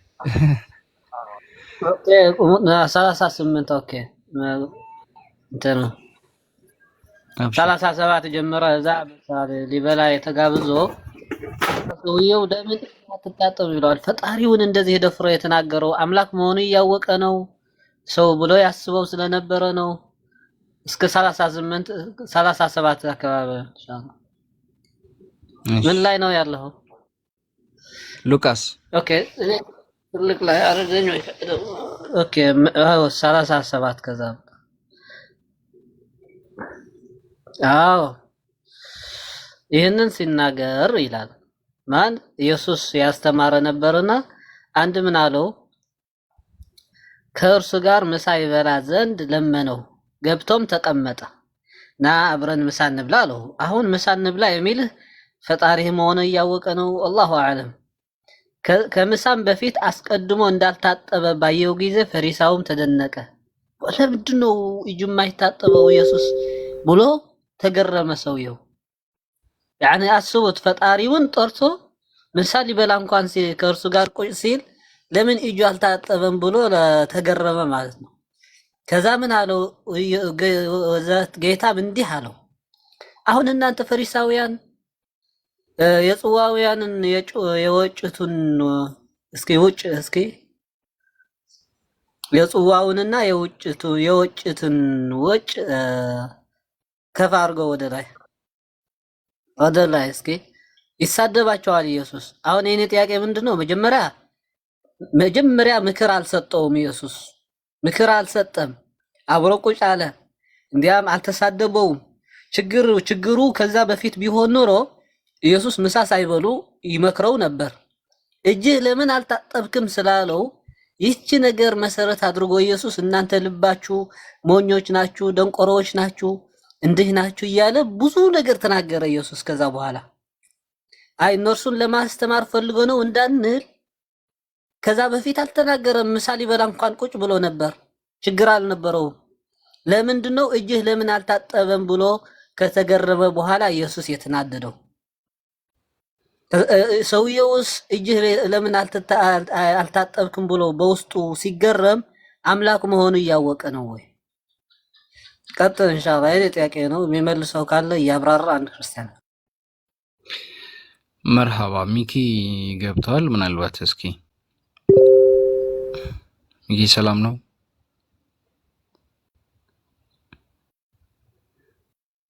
ሚኪ ወይ እንዴት ነህ? አለን አልሐምዱሊላህ። ማንን ነው የምታመልከው? ኦኬ ልጁ የተናገሩን ጥያቄ ቢደግምልኝ ደስ ነው የሚለኝ። ማንን ነው የምታመልከው?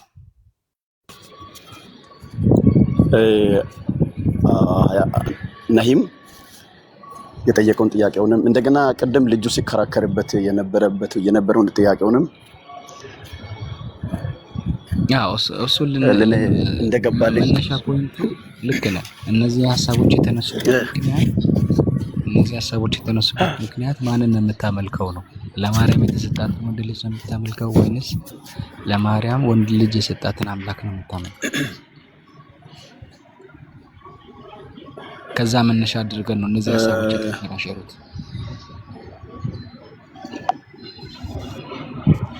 አሁን ደስ ይላል። እንዲህ አይነት ጥያቄዎች በጣም ደስ የሚሉ ናቸው።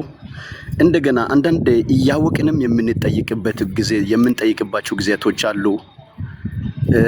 ማናውቀውንም ነገር ልናውቅ የምንጠይቅበት ጊዜ ይኖረናል። እዚህ ጋር ሲባል አንተ እንዳልከው በማርያም የተወለደው ወንድ ልጅም ከአብ ዘንድ የተላከው ቅድም ስታወሩ ነበር። ቃልም ስጋ ሆነ ጸጋንና እውነትን ተሞልቶ በእኛ ባህሪህን ወድጄዋለሁ። ማንን ነው የምታመልከው? ለማርያም የተሰጣትን ወንድ ልጅ ነው የምታመልከው ወይስ ለማርያም ወንድ ልጅ የተሰጣትን አምላክ ነው የምታመልከው? እዚህ ጋር አይነጣጠልም። ማንን ነው የምታመልከው? እግዚአብሔርን ነው የማመልከው። ለማርያም የተሰጣትን ወንድ ልጅ ታመልካለህ? አዎ አመልከዋለሁ። ኦኬ፣ ለማርያም ወንድ ልጅ የሰጣትን አምላክ ታመልካለህ? አመልከዋለሁ። ሁለቱንም ነው የምታመልከው? ሁለቱ ማለት ለምሳሌ እዚህ ጋር ሁለት ብለህ አታነጣጥለው። ያ ማለት ወንድ ልጅና አምላክ አንድ ነው። መጀመሪያ ልጅ አብ አለው፣ ወልድ አለው። አብ አለው፣ እኔ ሲወለድ የኔ አባት አለው። ወንድ ልጅና አምላክ አንድ ነው ወይ? ወንድ ልጅና አምላክ አንድ ናቸው። ምክንያቱም በባህሪያቸው በስራቸው አንድ ናቸው። በባህሪያቸው በስራቸው አንድ ናቸው። በባህሪያቸው በስራቸው አንድ ናቸው። ነገር ግን ወንድ ልጅና አምላክ አንድ ነው ወይ? አንድ ናቸው። ለምሳሌ ሀሳብን ትረዳኝ ልንገሬ ነው። አንድ ናቸው ብለሃል። ኦኬ አዳምጠኝ ልንገሬ ወንድ ልጅና አምላክ አንድ ናቸው ብለሃል። ኦኬ ይሄ ልንገሬ ያ ወንድ ያ የማርያም ወንድ ልጅ ልንገሬ መጀመሪያ ልጅ በማርያም ማፀን ውስጥ ወንድ ልጅ ሆኖ እንዲወለድ የማፈቃድ ነበር። እየሰማኸኝ ከሆነ የማርያም ወንድ ልጅ ሞቷል አይደል? ሞቶ ነበር። አምላክ ለማርያም የሰጠው የማርያም ወንድ ልጅ አምላክ ለማርያም ሞቶ ነበረ። አዎ ሞቶ ነበረ፣ ግን እንደ ሰዎች አሟሟት አይደለም፣ ተነስቶታል። እሱን አይደለም የጠየኩህ። ማን የገደለው? ማነው ገደለው? ስለኔ ኃጢአት ራሱን ፈቅዶ ነው የተገደለው። አይሁድ ናቸው ገደሉት። አሕዛብ አይሁድ። ያም ማለት የተገደለው አይሁዶች አምላክን ሮማውያን አውቃለሁ። ሮማውያን አምላክን ገድለዋል። አዎ ምክንያቱም አዳምጠኝ፣ እዚህ ጋር አዳምጠኝ። አምላክን ገድለዋል። አሁን ልንገሬ አምላክን ገድለዋል። ለምሳሌ ገድለዋል። አምላክን ሮማውያኖች ገድለዋል። አዎ ገድለዋል። ኦኬ ለምን ገደሉት? አምላካቸውን አይደለም፣ አምላካችን ኢየሱስን ለምን ገደሉት? አምላካቸውን አልገደሉትም እነሱ። አምላካቸውን አይደለም ምናቸው አምላክ ነው አይደለም። ያ አምላካችን ገደሉ፣ ኢየሱስን ማለት ነው። የነሱ አምላክ ኢየሱስን ገደሉት። ኢየሱስን ገደሉት። አይለየውም። ኦኬ የነሱ ስለዚህ አምላካቸውን ገድለውታል ወይስ አልገደሉት? ያ ማለት ገድለዋል። ኦኬ ስለዚህ አምላካቸውን ገድለዋል። ምንድን ነው አምላካቸውን ሮማውያኖች ገድለውታል። ስለዚህ አሁን እዚህ ጋር ቆይ አንተም ማወቅ የሚያስፈልግ ነገር ምን መሰለህ? እኔ ቆይ ሮማውያኖች አሰላሙ አለይኩም ኢብሮኒ አንድ መሀል ላይ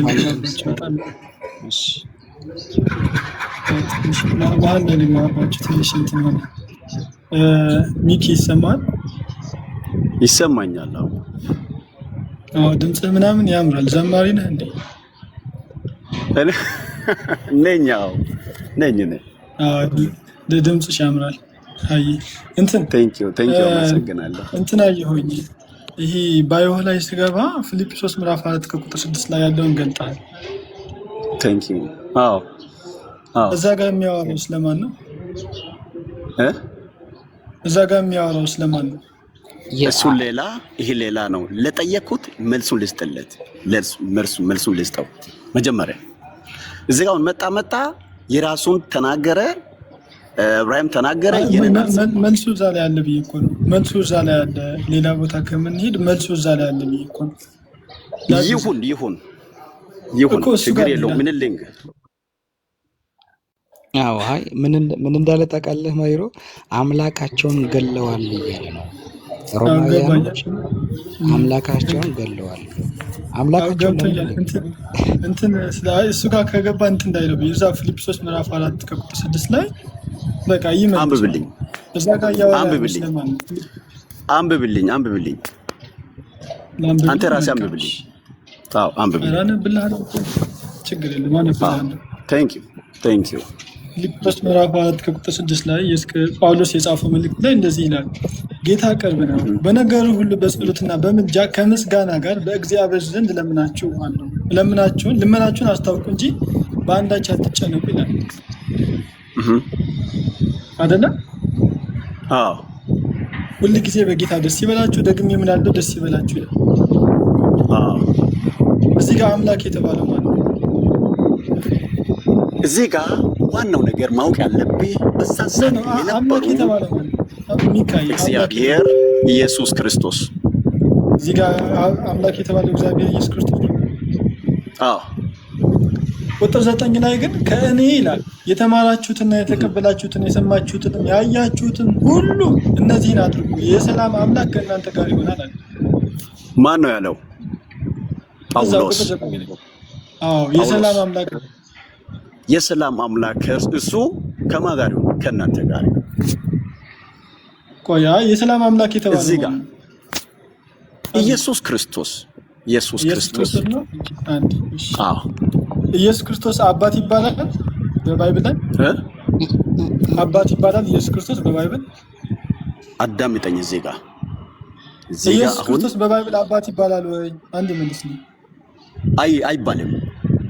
አይባልም አብ ወልድ መንፈስ ቅዱስ ነው አይባልም። ለአምላካችንና ለአባታችን እስከ ዘላለም ድረስ ክብር ይሁናል። ማን ነው እዚህ ጋር አምላክና አባት የተባለው? አምላክና አባት የተባለው ማለት ኢየሱስ ክርስቶስ አባት አይባልም ብለሃል። እዚህ ጋር አምላክና አባት የተባለው ማለት አምላክ እኔ አሁን ልነግርህ አትሰጠኝም። ከተደማመጥን ነው እዚህ ጋር የራስን አምላክና አባት የተባለው እናንተ አዳምጠኝ። ሚኪ አትናለ እኔ ኢብራሂምን ላናገረው መጀመሪያ ኖ አንተንም አላናገርም። እንደዛ ከሆንክ አላናግርህም። አንተንም አላናግርህም። ኢብራሂምን ላናገረው እሱ ይጠይቀኝ። እንደዛ አይባልም። 3-4 መሆን አይቻልም። ከኢብራሂም ጋር ሊሄድበት ችግር የለውም። ውረድ አይባልም። እሺ እኔና እሱ ታዳምጣለህ። ኢብራሂም እንዴ ሊጠይቀኝ ሚኪ ኢብራሂምን ላናገር እነሱ እኮ ሊያዙ ነው የገባው እኮ በፍጹም ኢብሮ አፋን። እሺ ጀሚ ቆይ አንድ ጊዜ ራሱን ነው ችግር የለውም። ተግባብተናል ከማሂር ጋር ራሱን ነው የማመጣው። ሌላ የትም አንሄድም። እኔና ማሂር አንድ ነው። ቅድም ብለሃል ሮማውያኖች አምላካቸውን ገለዋል ብለሃል። አታስወርዱት ጋይስ፣ አስወርዳችሁት ነው።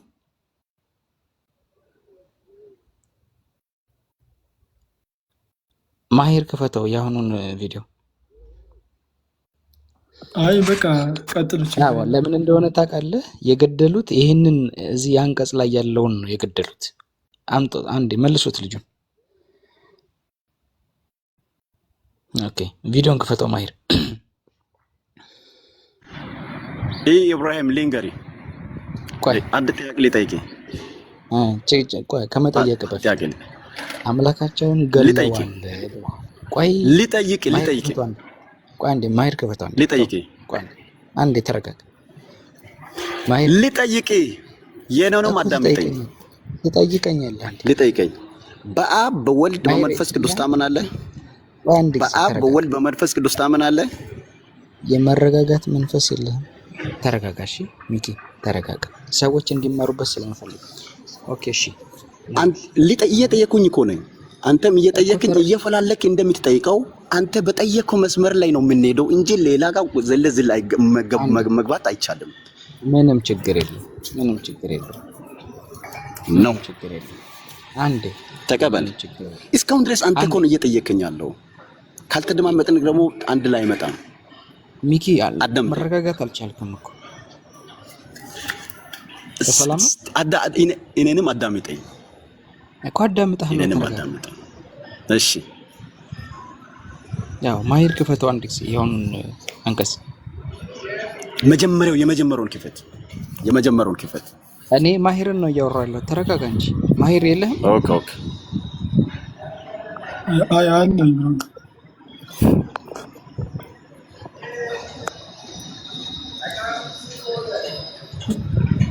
ያው ነው ቪዲዮ ከፈትከው። እሺ ቆይ እስከዛ ኦኬ። ቅድም ምን ብለህ ነበር መሰለህ? አምላካቸውን ሮማውያኖች